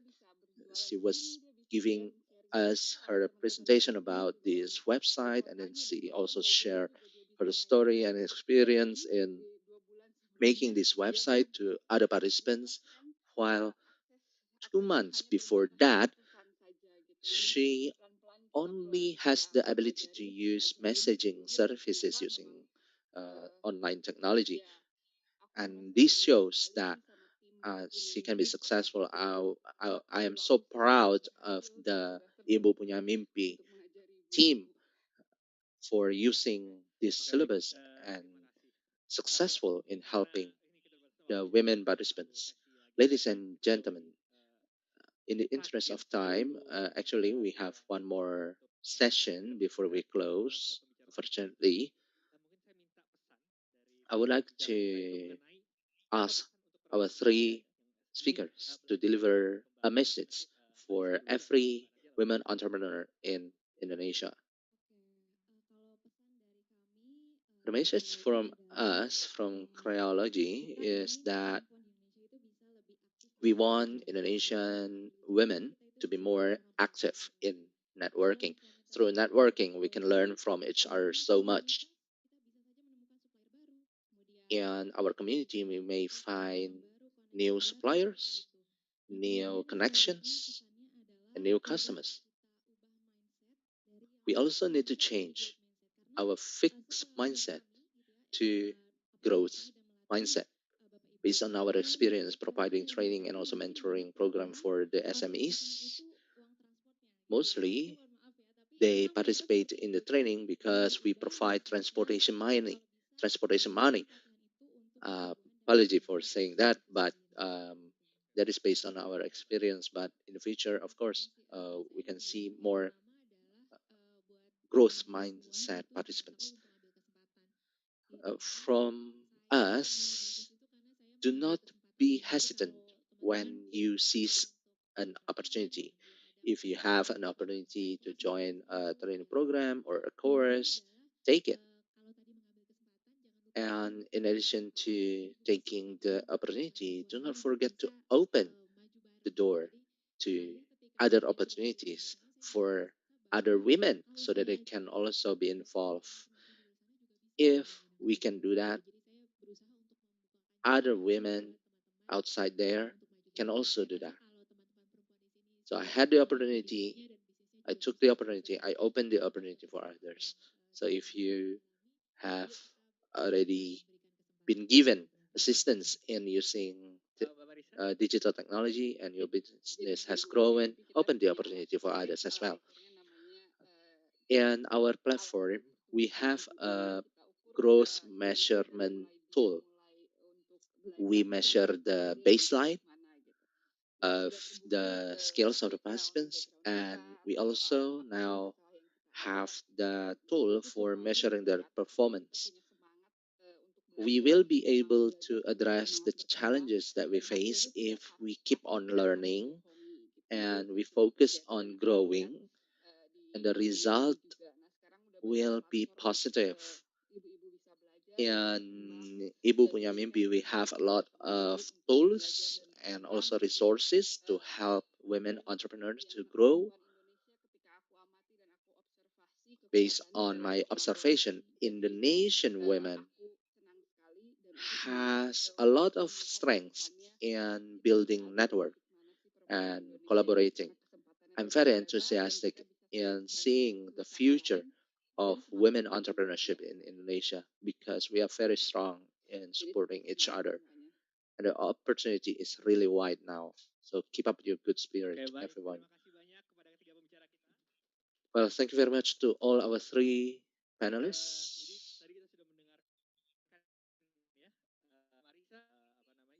So we have listened to Ibu Anantia from Perempuan Maju Digital, Ibu Mediska from Triology, and also Ibu Marisa from Ibu Punya Mimpi. Thank you very much for their participation. Let us take a picture before we move on to the next session.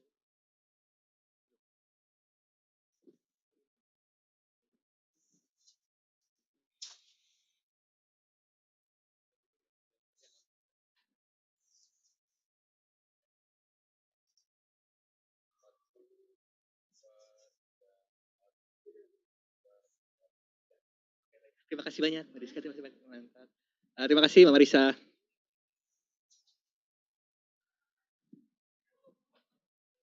Baik, Bapak Ibu, dengar bagaimana aktivitas bisnis perempuan Ladies and gentlemen,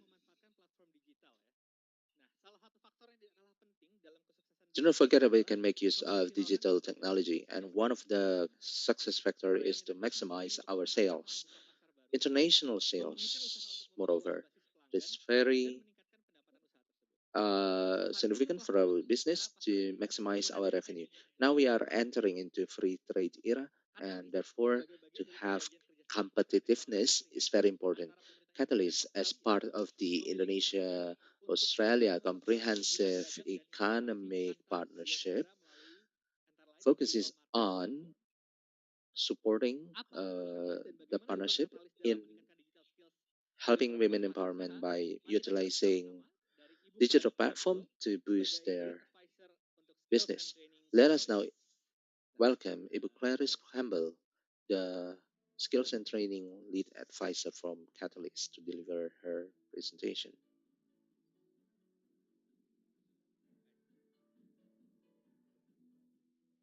Thank you so much for being here, Clarice. Thank you for having me. Yeah, nice to be here. As I understand it, you would give us some materials on what Catalyst is and how they help businesses across Indonesia, right? Yes, that's right. Now, I understand that I am the thing in between the audience and lunch, so I will try to be very fast. But I believe we have a video that we're going to play.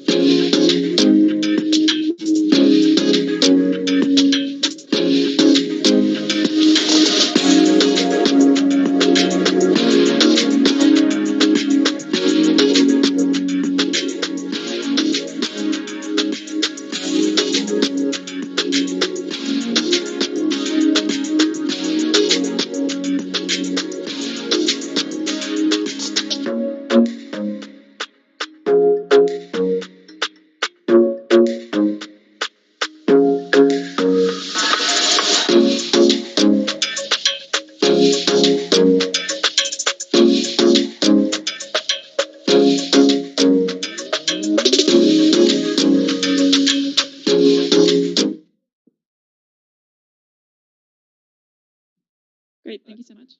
And I think there are some slides that are supposed to be. Yeah, okay. So I'm going to talk very briefly about what Catalyst is doing to support basically women business and women who will benefit from some of the activities that Catalyst has been in the process of implementing. So you can go to the next slide. Yep. Oh, I'm not sure why the slide is a little bit berantakan, but anyway. So for context, essentially the Catalyst program is working across several areas. Catalyst does not focus on one single sector or has, one single sort of mandate. And so in my area, which is the skills area, we're working in a couple of, high demand areas that are looking for skilled workers. So you have ICT, manufacturing, wholesale, retail and trade, business services, accommodation and food, finance and insurance, so on and so forth. And these are sort of areas that have been identified of needing very highly skilled workers. But one of the challenges that Indonesia faces a lot of the time is how do you get highly skilled workers when education often takes a very long time. It can be very expensive. And for some people, it's just simply not accessible. So most actually workers in the Indonesian economy, they will just basically go straight into the workforce without having any actual qualification, and they're sort of learning on the job, and that is just the standard practice for most people, which is fine. But for Indonesia to be, highly productive, we need to have better skilled workers so that, not just businesses, but individuals can benefit from those skills. So maybe we'll just go to the next slide because this one is a little bit, yep. So what is Catalyst actually doing in this space? I just wanted to highlight 3 specific activities that Catalyst is working on, which I think are very interesting.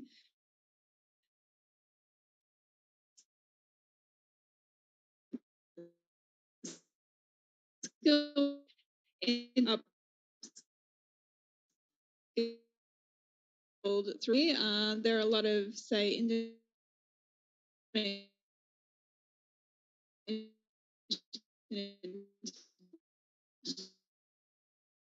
students who would go to Australia and they would study in Australia and do a bachelor's.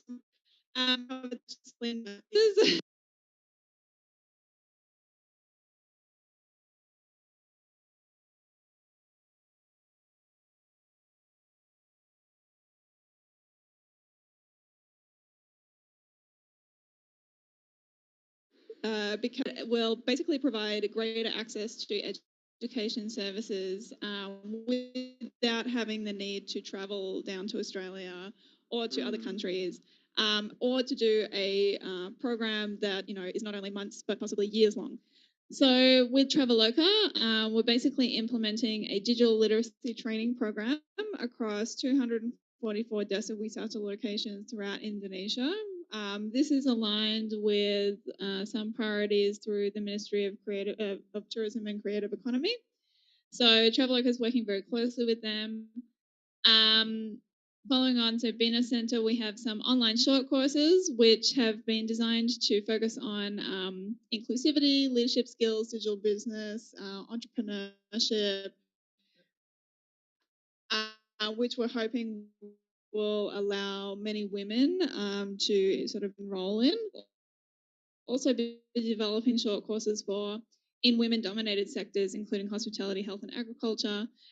They have a broad network of commercial clients, so they work with businesses who are looking to do upskilling. And so we're hoping to have a large number of women actually work with us in those programs too. I think the next slide has the Traveloka. Yes. Yep. So just quickly focusing a little bit on our Traveloka partnership. So I don't think I need to explain what is Traveloka to the audience here. Yeah, but if there's anyone online who is a bit unsure about what Traveloka is, it is a large-scale tour and travel app. It allows people to make bookings online for flights and accommodation, very similar to other platforms like Skyscanner or Booking.com. Yeah. However, Traveloka is sort of expanding. They're thinking a little bit more broadly about how they want to basically deliver services to their customers. And so education has been one of the areas that they're very interested in. So working with Traveloka, one of the things that they identified was they are working with a lot of MSMEs across Indonesia who, join their platform to deliver, hospitality and tourism services. But the thing that those MSMEs will need is digital literacy, how to use the app on their phone, how to just basically fill out the various forms. And if you have never sort of done this as a business owner, it's probably quite confusing. So working with Traveloka, we decided that we would go down the path of developing a digital literacy training program, and that was in collaboration with an Australian training provider. So we're hoping that basically the end goals of this will enhance women and people with disability and other minority groups' abilities to actually use the Traveloka app and to gain access to the Traveloka app. Whereas if they hadn't have done the digital literacy training program, perhaps it would not have been possible for them to do that. So remembering that, these 244 desa wisata are sometimes based in rural and remote areas of Indonesia. Not everyone is based in Jakarta. Sometimes the awareness of this stuff is sort of lacking. And so being able to provide these digital skills for people in these areas will hopefully allow them to then advertise their services via Traveloka and then gain access to the more than 40 million users who use the Traveloka app every single month. Basically enabling them to, unlock a market that many probably didn't realize existed. It's not only about international tourists and sort of attracting international tourists, it's also about attracting domestic tourists to these rural and remote locations in Indonesia too. So there's really huge potential here to enable these small businesses, around Indonesia to gain better digital literacy skills, gain access to these sort of super apps, e-commerce platforms, to advertise their services, and then hopefully enable them to be able to sell their services and products, via an iPhone. So we're hoping basically that this will allow several, women who undertake this program to increase their income, increase their economic opportunities, and just gain better access to the market. So that's essentially a summary of one of our activities that we're doing at Catalyst, and I hope that just gives you a flavour of some of the things that we're doing in the program. And I think the last slide is a thank you slide. Yes. All right. Thank you. Thank you so much, Clarice. I think it's pretty clear and it's pretty comprehensive what Catalyst is doing in that space. I'm going to open the floor to questions, but before that, I think I'm going to ask the questions that I think many here wants to know, right? Because a lot of people that are joining comes from business, like women-led businesses, right? Or a lot of people that are joining online also comes from women-led businesses. So the question is then, how can they benefit from this IA-CEPA, from the Catalyst program, and what the Catalyst, or maybe put it more clearly, how can Catalyst help them, as a business grow? Right? Sure. It's a really good question. I guess it's kind of tricky to answer, right? Because it depends on the business. Right. One of the things, essentially, that IA-CEPA enables is greater collaboration between Australian and Indonesian businesses. So we have been able to engage with a lot of Indonesian businesses who previously had no Australian connection and just had not considered the Australian market in any way. And then once they've been able to engage with Catalyst, then they've sort of realized that, maybe there are opportunities for me to send my product to Australia, or to sell my service to an Australian business, or to work closely with an Australian business. So it kind of depends, obviously, what your business is doing and, the relevancy of the actual free trade agreement to your specific business. But I think there's a lot of potential there. So I can't answer specifically, but I think what we have found is that there does seem to be greater interest between Australian and Indonesian businesses to work together. Okay. But what type of Indonesian business are you actively looking to support or like to work with? Through Catalyst. Yeah, through Catalyst. Yeah. So generally, Catalyst is actually working with large-scale businesses. So the way that Catalyst has been designed, because we're only a 5-year program, we have a very limited time frame to actually reach success with our activities. So generally, the businesses that we've been working with are pretty large scale.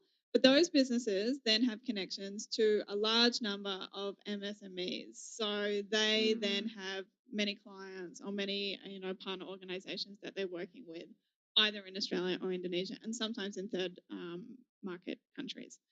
So who we will work with directly as a beneficiary, because we have very strict investment criteria, generally tends to be large businesses, which you saw on the screen earlier. So Traveloka is one of the largest businesses in Indonesia. I think everybody is well aware of that. But they're working with so many suppliers across Indonesia. And it's not just other large companies either. They're working with very small companies too. So I would say that we're kind of open to working with anybody. But at the same time, we have certain criteria to work with Catalyst specifically. Okay. Apakah ada pertanyaan dari Bapak Ibu? Mengenai Catalyst? Kalau tidak, saya maybe I'll continue asking the questions then. Right. So, you mentioned the partnership or like working together with Traveloka, right? So how would an Indonesian women business, maybe in those desa wisata or near those desa wisata, can actually access those programs? Yeah, that's a really good question. So essentially, we'll be developing and delivering what we call a train the trainer program first, before we implement the digital literacy training program. So obviously, we need people to be able to physically go to the Desa Wisata. If we had just had a training program online, it would be pretty tricky if people didn't have digital literacy skills in the first place. Yeah. So we will be implementing the Train the Trainer program to a cohort of basically vocational trainers here in Indonesia, who will then, once upskilled, go to the Desa Wisata locations to implement further digital literacy training to those 244 Desa Wisata locations. So this is what will enable the women-led businesses in these Desa Wisata to access training. So they will have direct contact with trainers who have been sent out by Traveloka. And this is also in close collaboration, as I said earlier, with the Ministry of Tourism and Creative Economy. They will be sent out to the Desa Wisata locations, and they will be implementing face-to-face training, essentially, to enable these businesses to be upskilled. Is there an eligibility criteria for those businesses to be part of the program? No, not necessarily at the moment. I mean, the program itself hasn't necessarily been fully implemented yet, so it's still sort of in the early phases. Like we're just about to get to the trainer program. But it will be obviously these businesses will have to be just located in the Desa Wisata. I would say that is the criteria.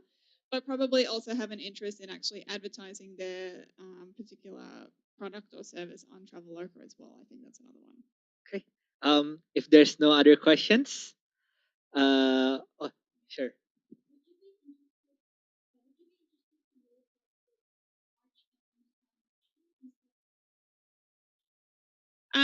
So with Catalyst, I think it depends, right?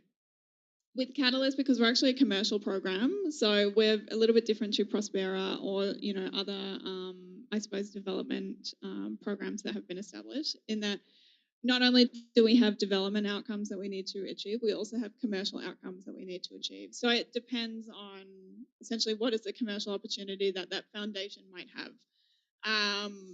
That is what I would say in response. Yeah, sure, definitely. Mungkin, ya boleh. Mungkin nama juga ya, sorry. Okay, Mbak Dwi.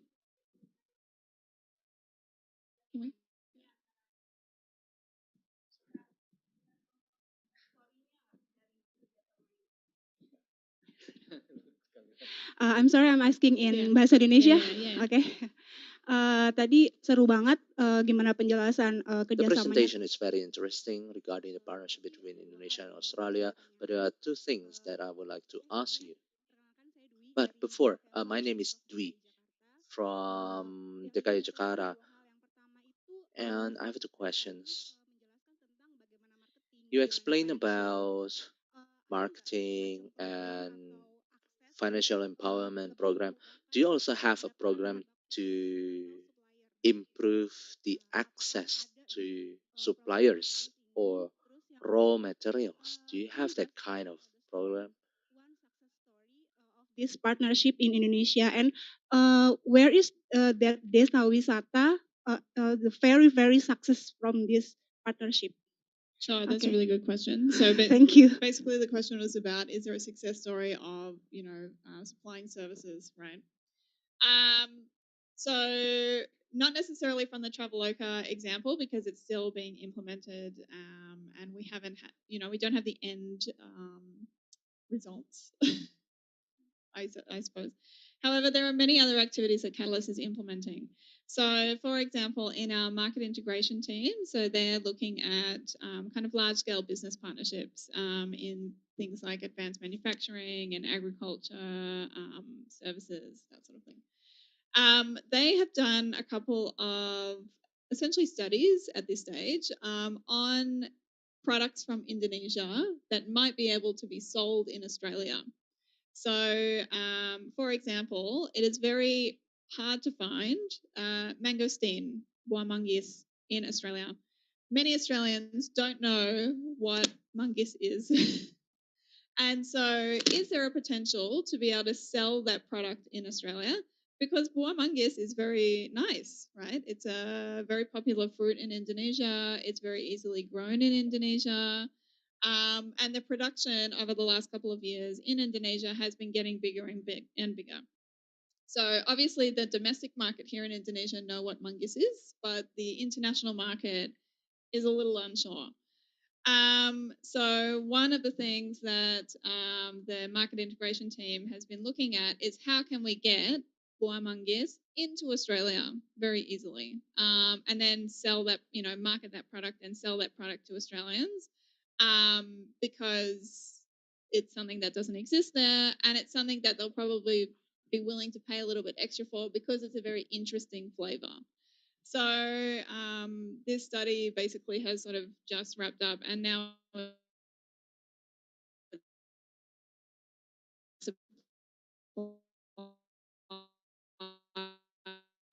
as of mangosteen into Australia. So I think that was more mangosteen product into Australia. And that could be a real game changer because essentially at the moment it's very, very difficult to find mangosteen at all in Australia. Thank you so much. Mungkin jika ada pertanyaan tambahan nanti bisa di Well, thank you very much, ladies and gentlemen. If there are any further questions, we can address all those questions informally after the session. Please give a big round of applause. Thank you. Baik, Bapak Ibu, dengan ini sudah berakhir sesi 2 dari perayaan Ladies and internasional. gentlemen, this marks the end of our second session of our talk show in the topics of International Women's Day, and thank you for all the attendance, online or offline. Thank you very much. Over to you, the master of ceremony of the event. Thank you.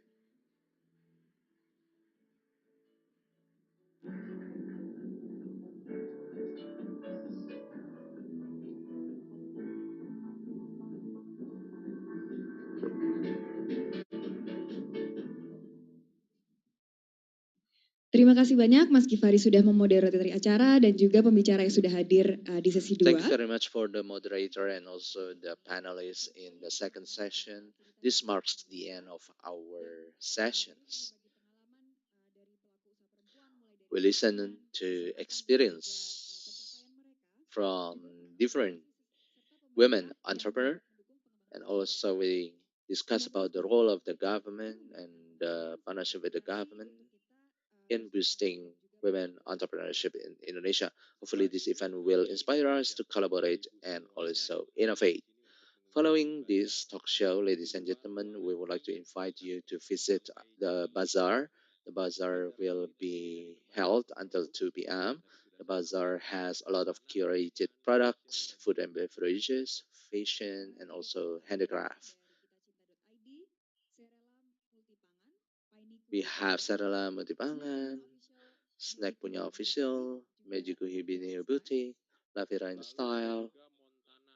We also have Montana Aromatics, Pink Kapika, Oitcraft, Arta Gallery Betawi. We also have several booths from Ibu Punya Mimpi and also Creology. And for your information, ladies and gentlemen, we organize an informal networking session. For those who are interested in joining the networking session, please stay in this room. Thank you very much to all attendants, online or offline. Selamat siang dan selamat selamat berbelanja. berbelanja. Good afternoon, ladies and gentlemen, and happy shopping.